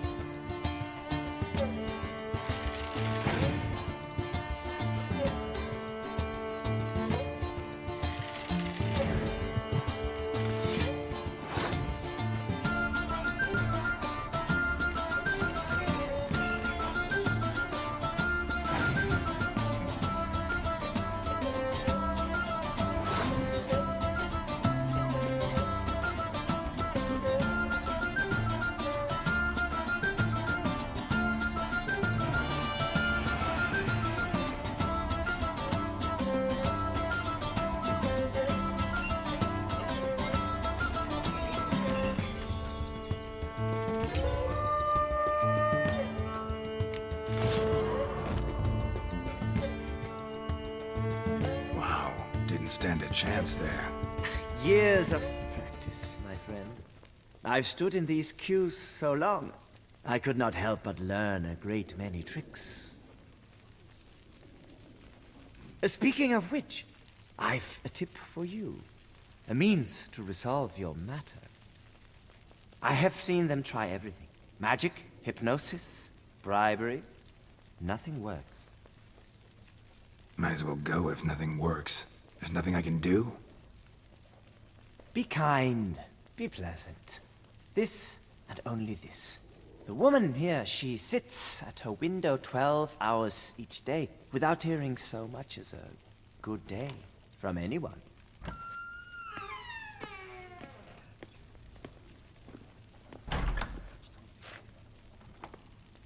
But muster up some flowers, some perfume. Well, you will resolve your matter lickety-split.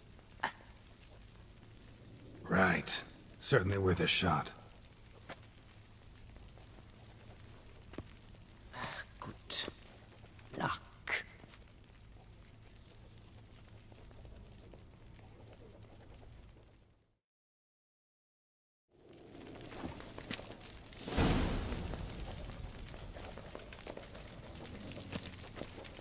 Welcome to Chanfanelli Bank, where we look after your coin as if it were our own, etc., etc.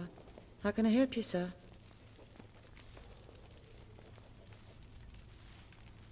Need Form 202 to get a copy of Permit A38. Do you know that? Couldn't have told me? Wasted a lot of time because of you. Please, sir. There's no need to lose your temper. I thought it obvious and thus needed no stating. The form will soon be ready. Name and surname? Geralt of Rivia. Let me find it. Gedon, Gemel. Here it is. Geralt of Rivia. Sorry, sir, I cannot issue Form 202. Excuse me? The applicant in question has been declared dead, officially. Now, do tell me, sir, how am I to enter that into the ledger?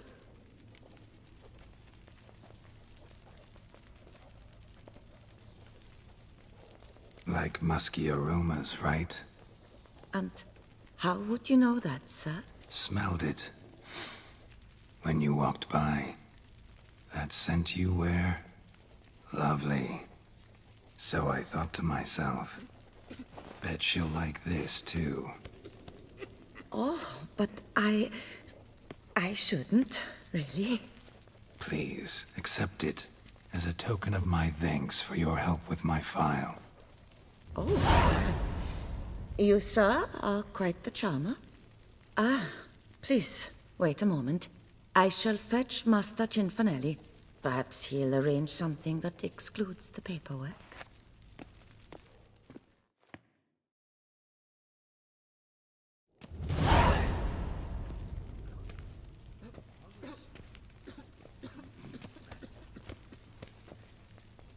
You tell him dinna disturb, but no, always some bugger who can't stand to wait. Hello, me, who's this? Hearty greetings, Master Geralt. You haven't paid us a visit in eons. Been a bit busy, but I'm back now and I need your help with something. Of course. Now do tell, how can I help you? Got a problem with my account. Wanted to withdraw some coins, see, but... Nae problem there, we'll get you paid up in a jiffy. Just gonna need to settle yon tiny wee trifle. Heard that already. Permit A38, among others. Oh, my hands are tied without them, Geralt. But I see you're a quick learner in the ways of banking. You'll get them in a heartbeat.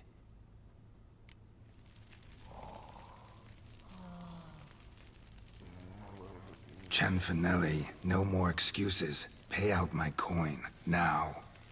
Come on, Master Wicher, for why the ire? There's no need. We'll have it all for you. We just need to see the necessary documents. Got a document right here means a hell of a lot more than any of your forms or permits. Have a look.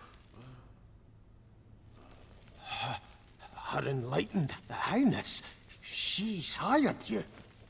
Mm-hmm. And as her personal emissary, I demand access to my account, right now. Aye, Master Wicher. This way. So how's the trade these days, Master Wicher? Can't complain. Good for you, because in our neck of the woods things are dark, dark shite. Wine sales are stuck in the muck and sinking deeper. It's the fucking wretched names, I tell you. Folk out with the duchy haven't any notion how to say Cote de Blessure and all that. It twists their tongues in bloody knots. Makes them ashamed to ask for it. Done. Deposit box 256. Last one on the right.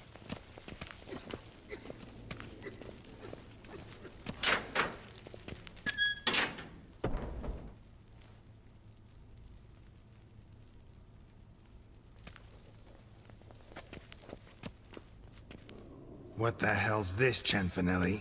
Box is empty. Well, coins got to circulate. So when we learned you were dead, Master, we, circulated yours. Purchased stocks, bonds, invested in a few vineyards. Before we knew it, there was hee-haw left in the box. Really ought to call it what it is. You robbed me, plain and simple. Nay, Master Wicher, never! I wouldn't dare! Oh, you'd dare. And now you'll answer for it. Open the gate. Master Wicher, I'll pay it all back, every red copper. I swear it on my nana's beard.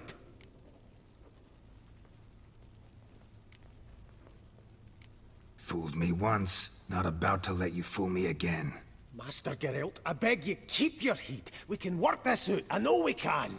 Rip that coin out of your throat if I have to. Guards, help! Come on, come to Daddy!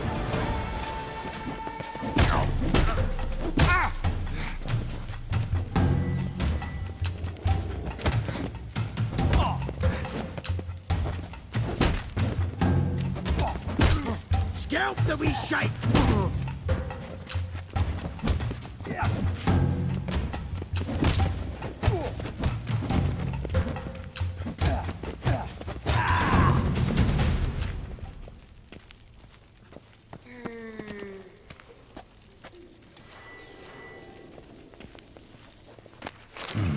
A key.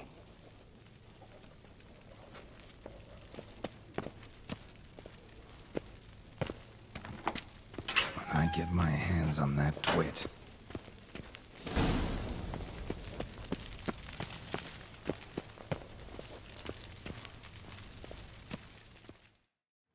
Aye, Marianne, close the account and pay the man his coin. Thank you. Master Wicher, your coin. Just dinna go making any more trouble, all right? This it? Expected a few thousand at least. Well, there's things to account for. Taxes, inflation, and so on. The economy's nobody's fault, is it? Might have guessed. Ah, and Master Wicher, one more thing. Dinna come back to my bank ever again. Can do without patrons like you. I've nothing to say to you. Away and file you. To God! These knights of ours should turn their attention.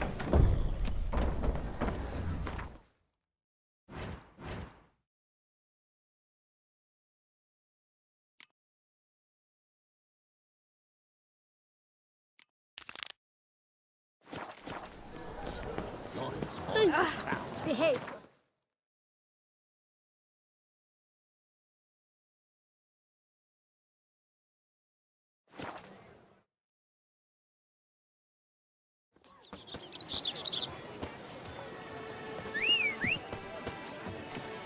What a specimen. Scared the fright out of me. Eat, drink, and loosen your belt, for you are in too soon.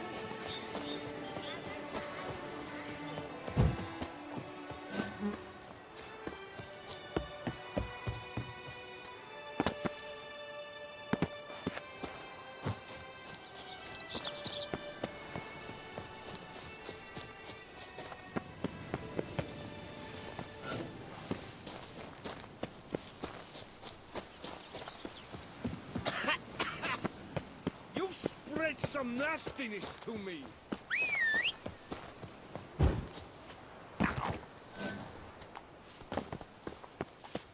Something's in. Welcome home, sir. I am Barnabas Basil Faulty. By order of the Duchess, I shall serve you as Major Domo of Corfu Bianco. I previously served with distinction at the Nibli family manor and in Nazaire with Admiral Rompali, who, as you are certain to know, is an extraordinary, demanding gentleman. Whoa, Barnabas Basil. One thing you ought to know. I'm not your typical landed gentleman. Truth be told, this is the first real property I've ever owned. Oh, in that case, you must leave it all to me. I shall organize, see to everything, and whip the house into order. I dare say this place will soon be the most prosperous vineyard around. Great. Can already see I'm in good hands. Vineyard comes across as a place with a rich history. Know who owned it before me? Baron Rossel, who went bankrupt, forcing him to sell the estate to the Duchess. The Baron, in turn, had purchased it from Monsieur Bolius of the Headsman, a truly colorful man of Ketweni origin. He was actually a headsman? No, not him, but his great-great-great-great-grandfather. Indeed. Apparently, he was a common cut-purse who somehow secured for himself the post of ducal headsman in Beauclair. Went about his work with an exceptional penchant. They say he chopped off more heads than there are grapevines in the ducal vineyards. He never hesitated, not once. Never sliced unevenly, never botched a job. For his exemplary service, the Duke granted him a title and this estate. Monsieur Bolius, on the other hand, was an engineer in his younger years. Once retired, he settled here and took to producing wine. Sadly, misfortune struck and he lost his sense first of smell, then of taste. Additionally, he could not drink alcohol. His medic forbade it. Shame that. He gave up making wine? Not at all. He made...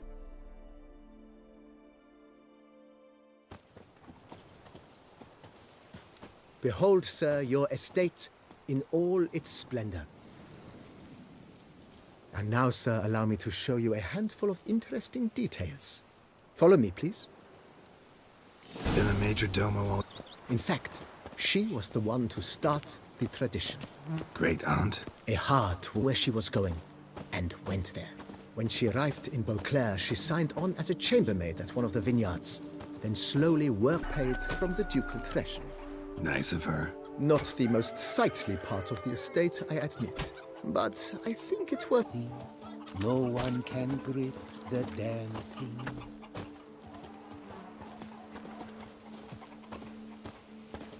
Baron Robeshi can spring. Don't look at... Follow me, please. Down below lies your vineyard, where we grow aged in... Wine adorns your head with thorns. Nice well. Picturesque. Yes, though it ran dry long ago. During the raucous feasts Master Bolius held, he would order it filled with wine. There's a tale about a guest attending a Bolius ball for the first time and thus unaware to fight. He retired to a monastery in the Dragon Mountains and began preaching the wisdoms of Lebioda. Follow me, please.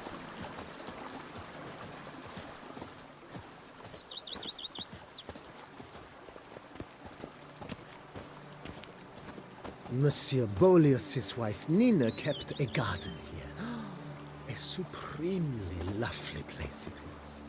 Bit neglected now. I agree.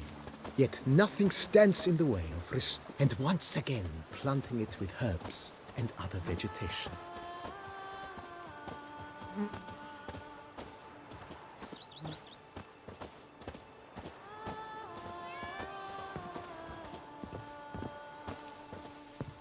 Madame Nina planted diminutive, delicate flowers and herbs here. One might say their aroma still hangs in the air.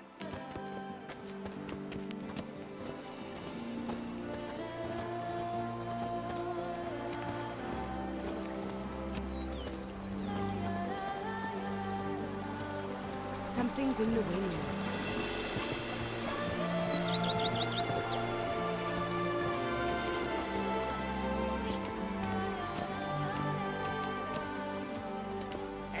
This served as an additional wine cellar in years of plentiful harvests. Bit of work, and it'll make a fine stable for Roach. Spread some nastiness to me.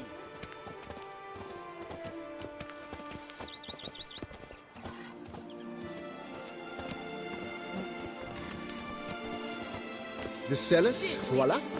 During Monsieur Bol.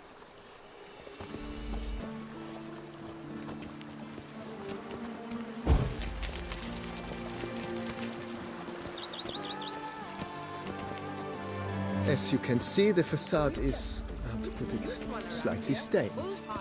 But one cannot deny it, a certain subtle southern charm. True, though it could use a bit of subtle paint.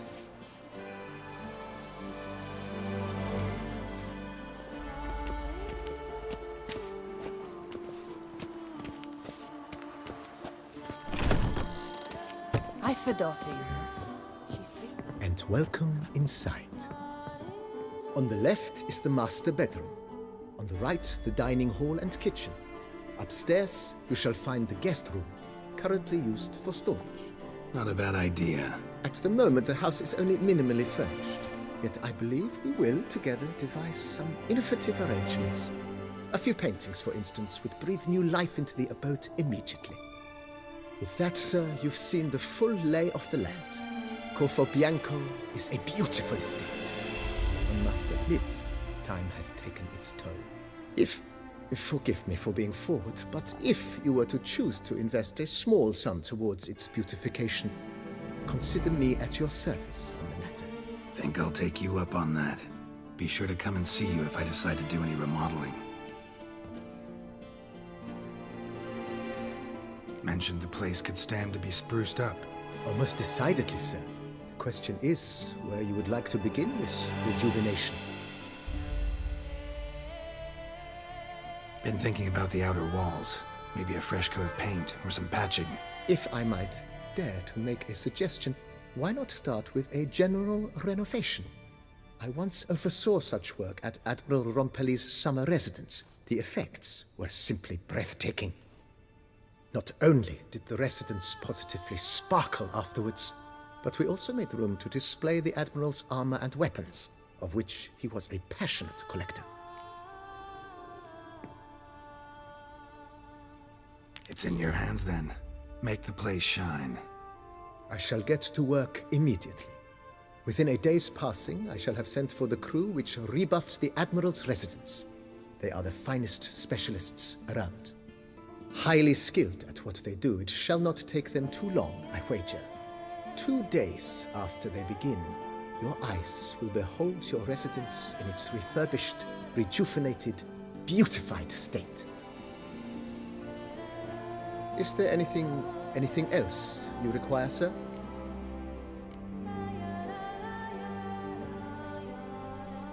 Got these spacious grounds. But maybe it's time to make them more... useful. Oh, yes. We certainly should.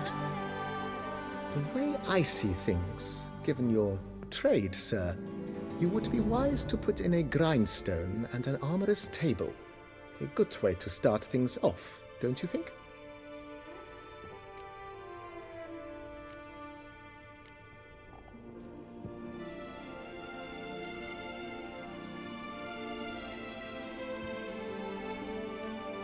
In my trade, my blades get dull pretty quick. Could use a grindstone, professional grade. Of course. No one would consider that an unnecessary extravagance, I would wager. Then send out for one, please. A high-quality stone to be set up in the yard. Of course. I shall send a runner to town at once. I believe you shall be grinding to your heart's content by tomorrow. Will you be needing anything else, sir? My armor needs work from time to time. You know, oil this, reinforce that. Could use a decent work table where I could do all that. Admiral Rompali once hired a specialist who made the finest armorer's tables this side of the Yeruga. I will contact him at once. Good. Order me up a table like that. Immediately, sir. I expect it will take at most 1 day to arrive. Will you be needing anything else, sir?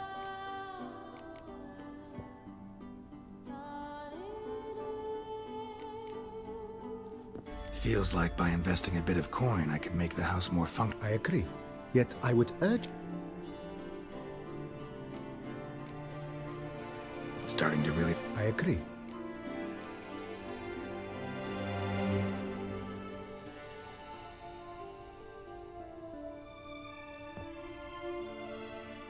Thanks. Gotta get back to my business now. See you soon.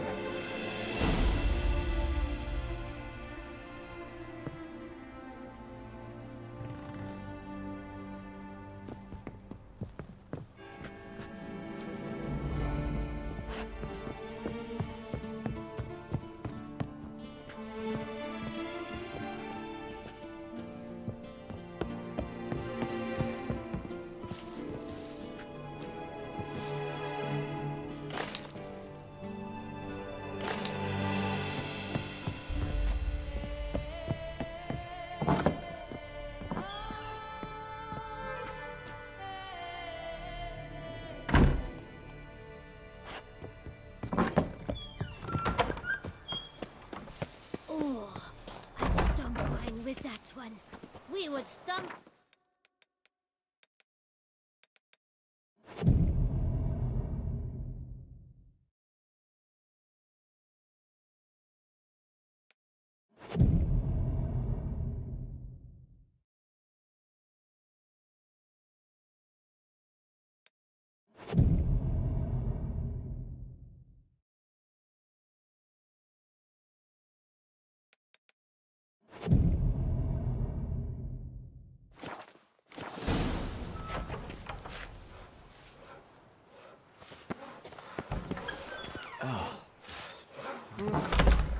Could I ever use a nap?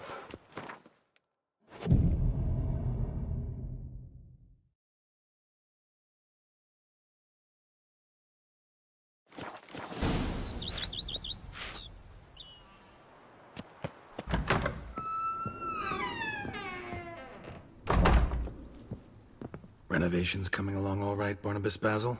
Superbly, sir. General refurbishment has been completed. And I took the liberty of adding 2 racks, each upon which you might hang weapons and armor, if you've some pieces you'd like to display. Likewise, I have prepared a few spots in which new paintings might be hung. In other news, the laborers dusting out the cellar have made a most unusual discovery. I believe it's something you'll wish to see.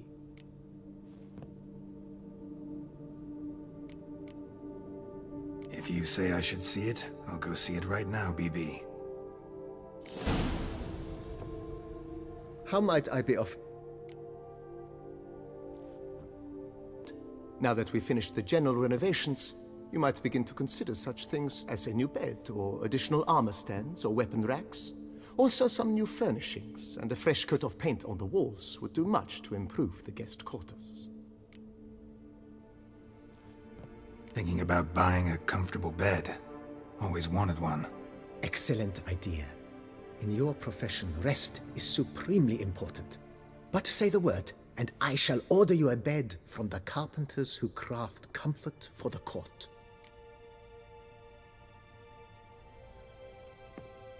Great.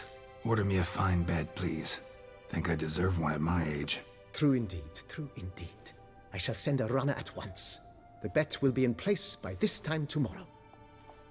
Is there anything else you require, sir?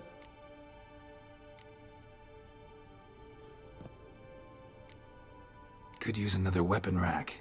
Got some interesting pieces I'd like to display. I know of a carpentry shop in town which crafts the humblest lumber into true masterpieces. You need but give the word. Fine. Order the racks. Of course, at once. At most 1 day for them to arrive, is my estimation. Is there anything else you require, sir? Along the path, I've often picked up well-crafted, beautifully ornamented armor. Some of those pieces would look great on display here. I agree. It would lend the place a certain Wicher's air. Shall I order new stands at once, sir? Yes. Just please make sure they're solidly made and nicely finished. It goes without saying, sir.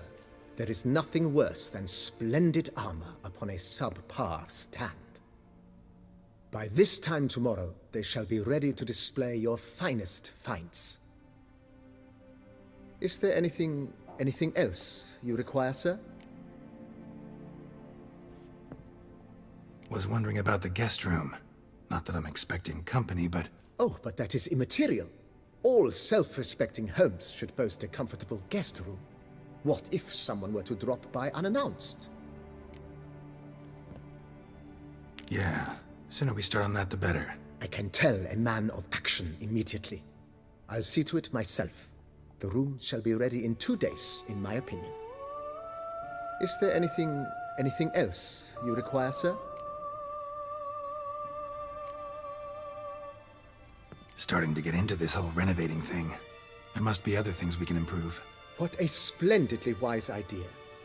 Now that the general refurbishment is done, why not see to the grounds? Perhaps renovate the stables, or return Madame Bolis's garden to its former verdancy? You know, Roach, my horse? Well, we've been through a lot together. And since I finally got a decent place to stay, I think she deserves one too. Oh, a sturdy stable testifies to a most honorable owner. Just say the word, and I'll have them start working on it at once. My Roach deserves the best. Have them refurbish the stables. I shall get to work at once. Yet finding workmen and completing construction takes time, though likely no more than 2 days. Will you be needing anything else, sir? So, sometimes I have to brew a potion, but I can't find the herbs I need growing anywhere nearby. Well, you're in luck, sir. The flower garden, once kept by Madame Nina, Monsieur Bolis's wife, seems the ideal place to cultivate herbs. In fact, it's roomy enough to plant shrubbery. Good idea, Barnabas Basil. Herbs there will save me hours of painstaking searching and harvesting. The idea is yours, sir. I am but the humble executor of your will. I believe we shall have sown the first seeds in 2 days' time. Will you be needing anything else, sir?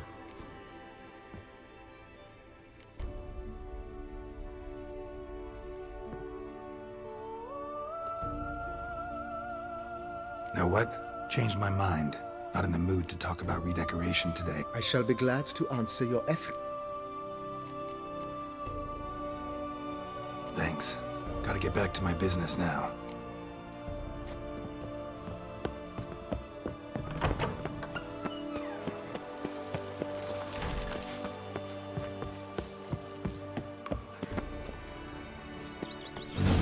Strange. Something behind this wall, I think.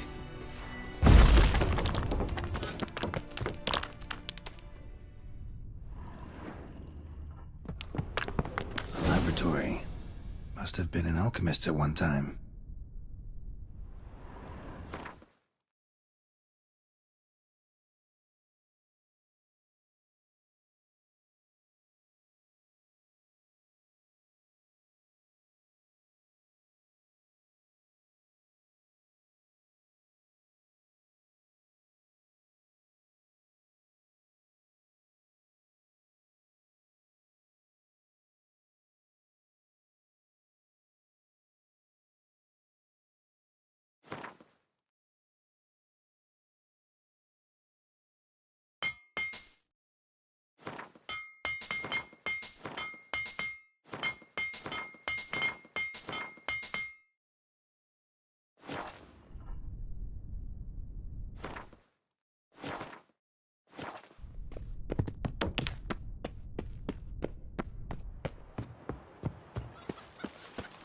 Wine is better than stew for stew.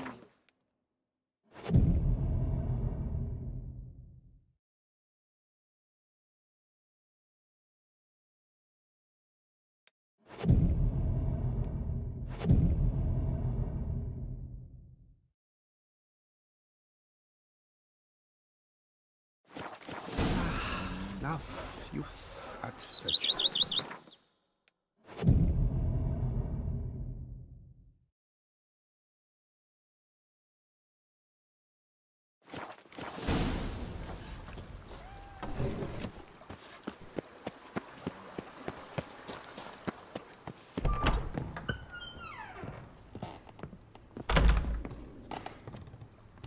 Renovations coming along all right? I am delighted to inform you we have completed our labors.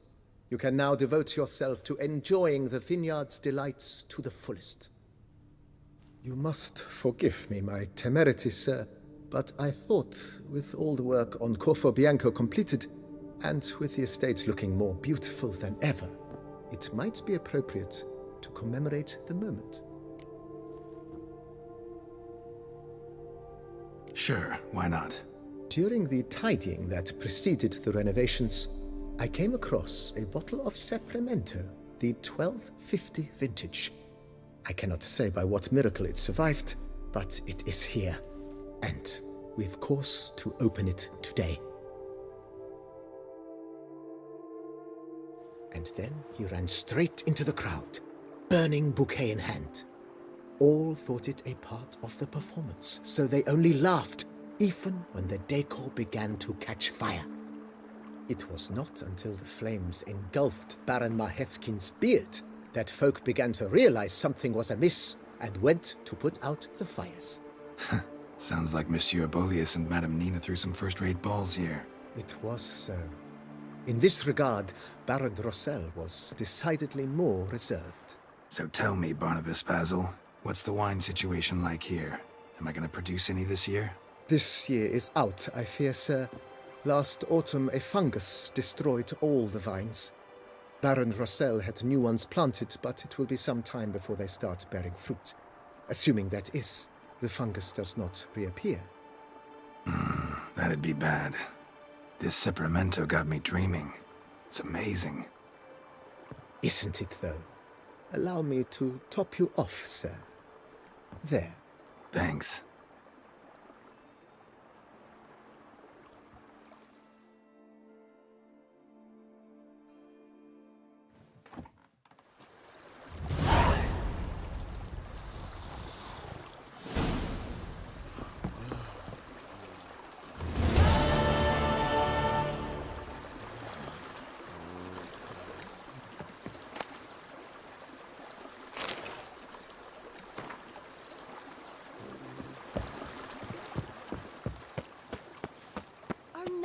Errant?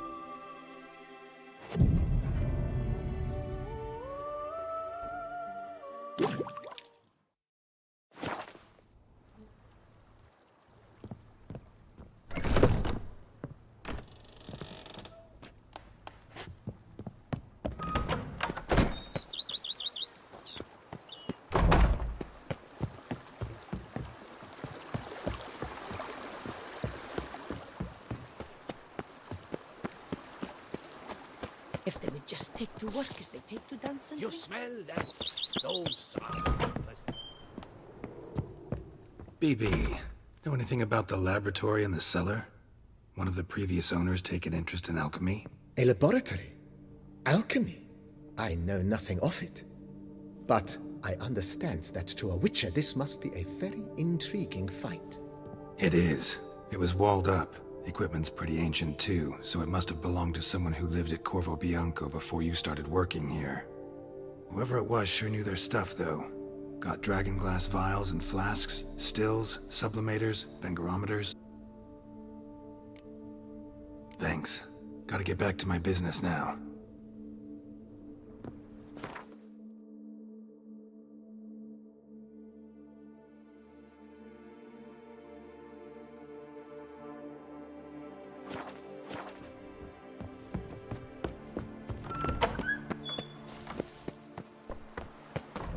Who would have thought? Knights trading in wine while some witch guard.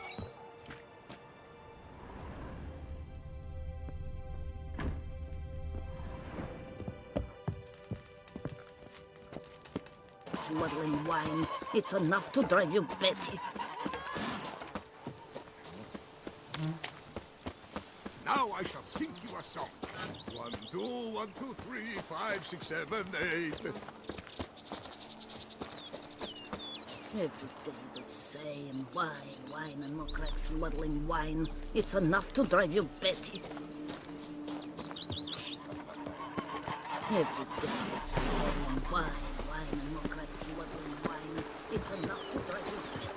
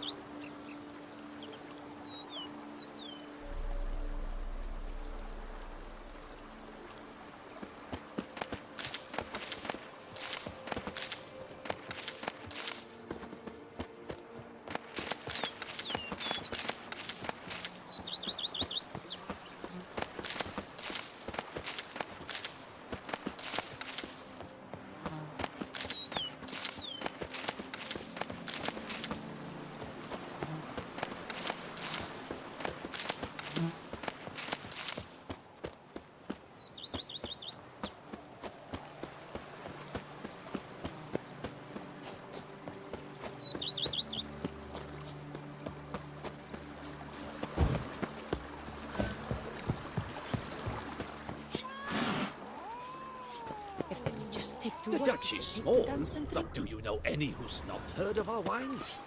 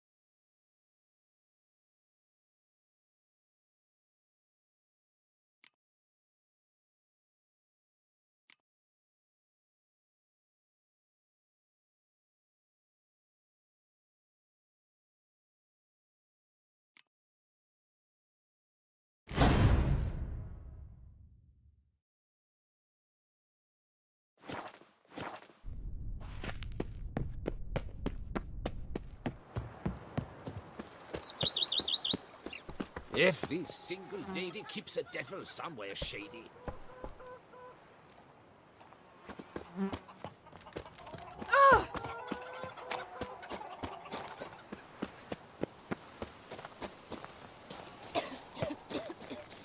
Every day the same. Wine, look like smuggling wine. It's enough to drink.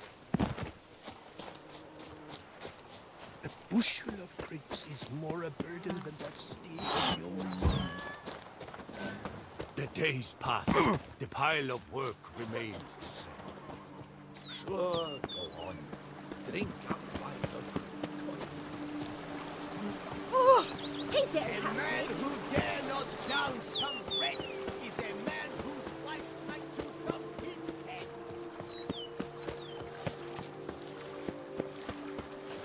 Here, kitty. Wow. You smell?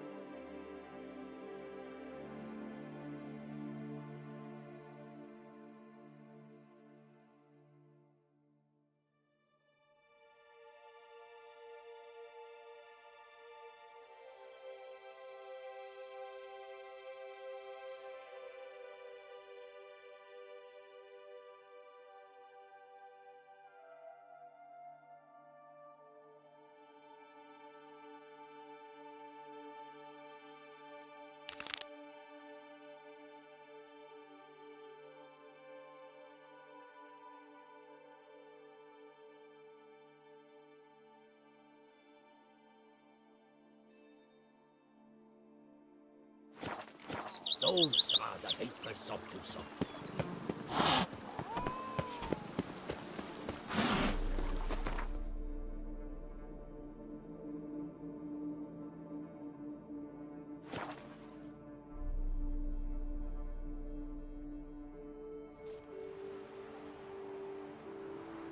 If only I was healthy.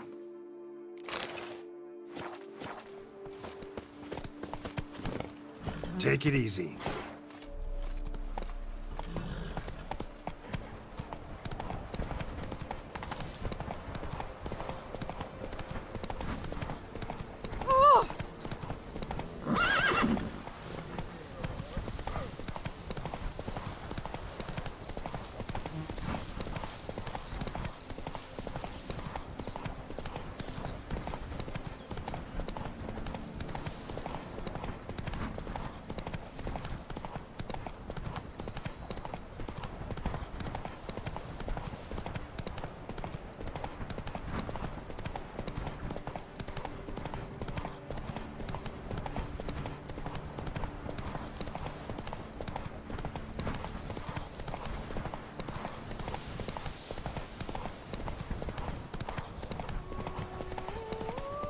Camp's abandoned, but a lot of this damage is recent. Guess I arrived just a little too late. Should look around still. Signs of a fight. Paw prints, beastly ones, that's clear. Just on this spot, though. Aerial attack. Must have been. Man, bled to death. Big beast inflicted these wounds. Clear from the claw marks. Must have a toothy smile, too, judging by what ripped his throat open. Draconid. Gotta be. Maybe a basilisk? Except these prints don't belong to any variety I know.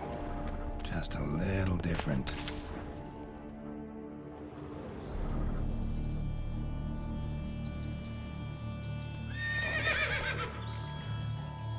Area's dangerous. I'd say there's a basilisk nesting around here. You'd be wise to remain at some distance.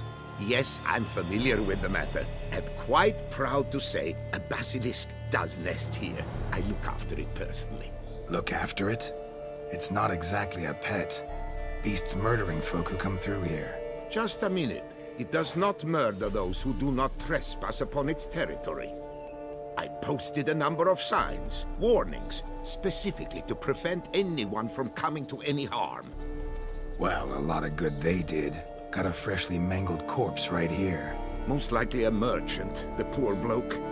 Just today, I learned 2 traders had chosen this route despite the signs. I came as quick as I could to warn them. Too late, alas. I've instructed my servants. They shall take the body, return it to the family with a generous sum as recompense.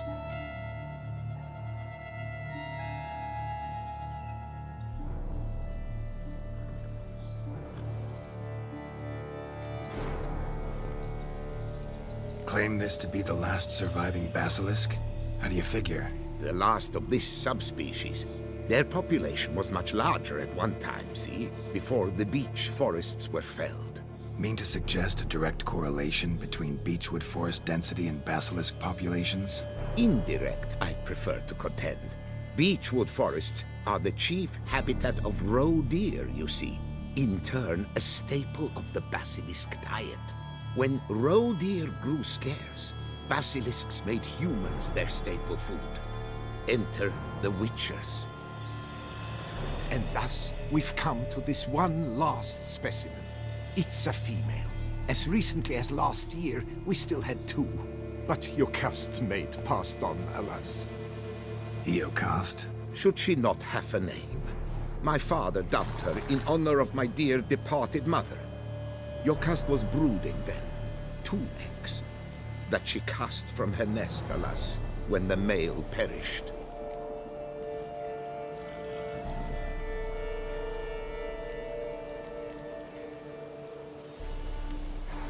Who exactly are you?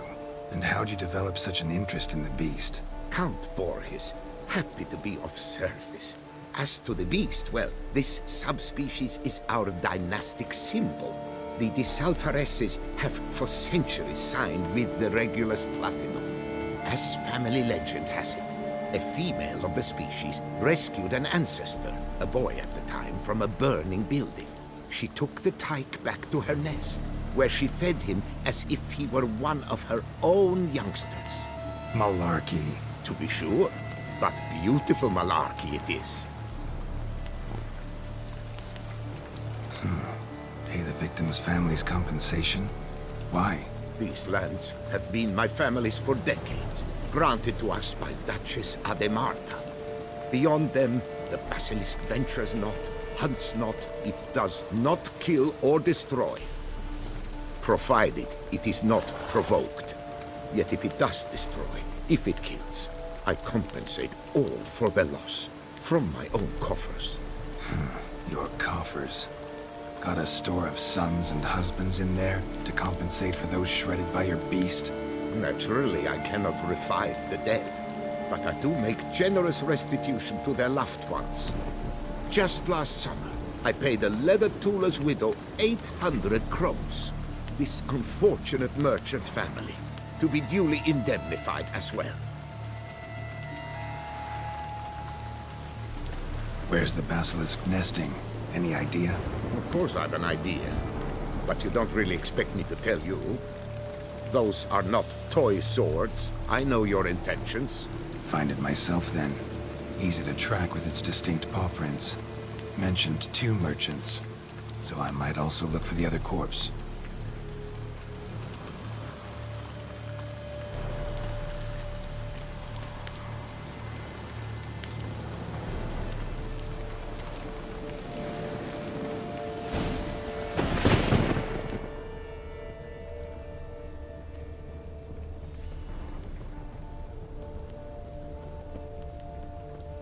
Strange.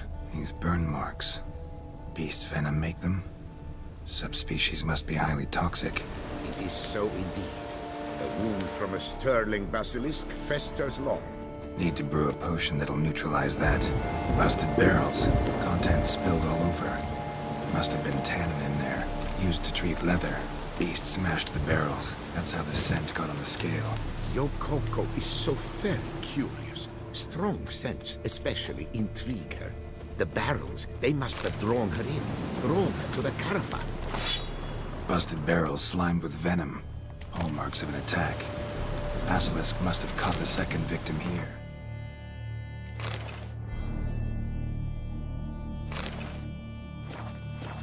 Anyway, got 2 scents.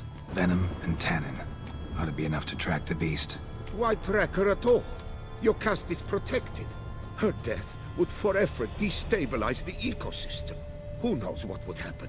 I see unforeseeable consequences down the line. Simply refrain from provoking her. Harm her not, and she too will leave you untouched. I've long suspected they do it on purpose. Scent their goods. They seek to lure the basilisk to destroy their wares. It allows them to demand compensation from their assurers. Odors dispersed. Seems to be everywhere. Basilisk must be high in the sky. Bloodstains. Clear as day.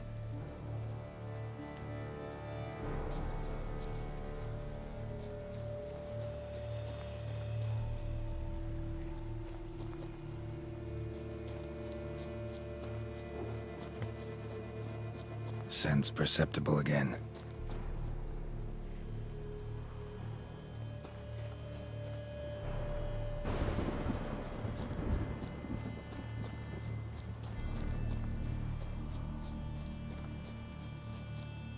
Just as I expected. Second victim, but relatively unscathed. Basilisk must have been dragging him back to its nest for later. Dropped him for some reason. Wonder why.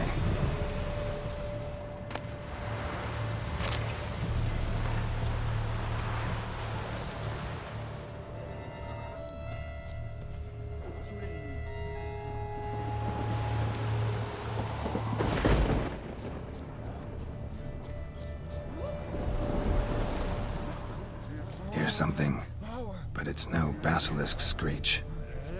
Human voices.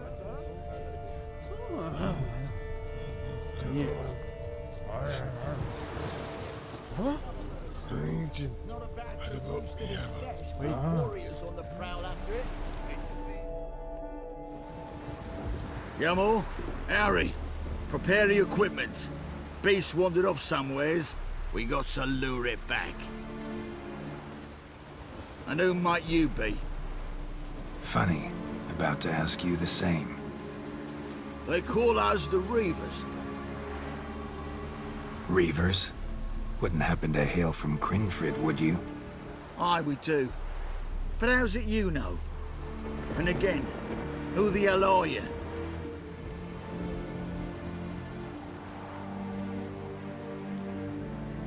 Geralt of Rivia. I'm a Wicher. Know your brethren in arms. Bohold, Kenneton Desperate, New Boy too. Ah, you're that Wicher. Aye, Bohold mentioned you. Said you swing a mean sword. A professional. Good you came along. Could take on the...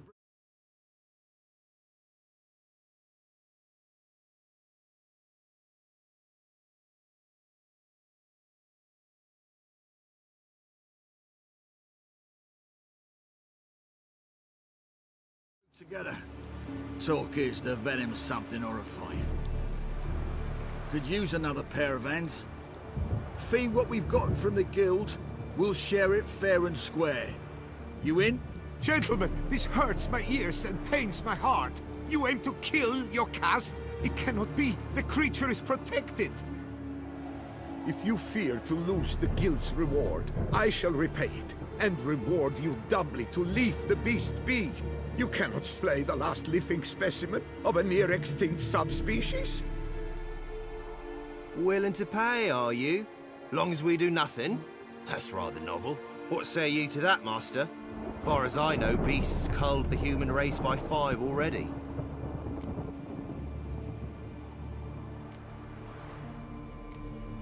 Basilisk lives for now. We're not gonna kill it. A Witcher defending a beast. Ever seen that, lads? You like them peaches? Ah, no scrapping with filth today, it seems. But, You made some mention of coin, as I recall. I did indeed. And the word once given...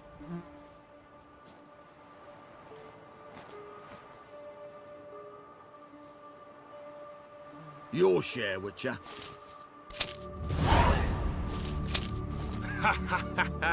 Easiest job I've ever done. Godspeed, Wicher. Strange working with you. Strange, but nice. Godspeed, boys. You spared your cust. I thank you. And be assured, I'll take great care she not dine on any other souls. Gotta try harder. Figure out a way to keep folk out of this area. That I shall do. Master, you must accept more, be it a symbolic sum. Had you not come along, the reefers would surely have slain my Yokast. Don't need any more. Rather you paid it out to the families of your pet's victims. Noble of you, Master. I shall take the advice to heart. Yokast has flown her nest. Must have sensed a threat. Likely to return eventually, though. She'll return. Always does. I suspect I might even know where she's gone. I tracked her away and believe she might have found a new mate. It's an ordinary basilisk, not a silvery one. But something might come of it. Who knows? Yokast could lay new eggs. Perhaps produce an entirely new crossbreed. Sure hope not. Take care.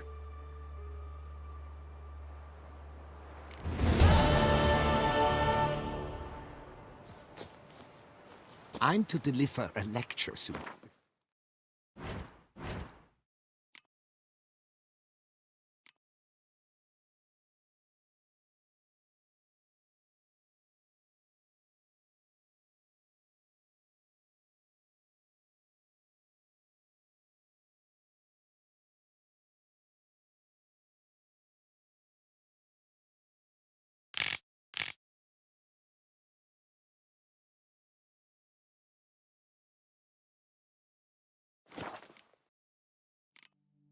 Beauclair nature's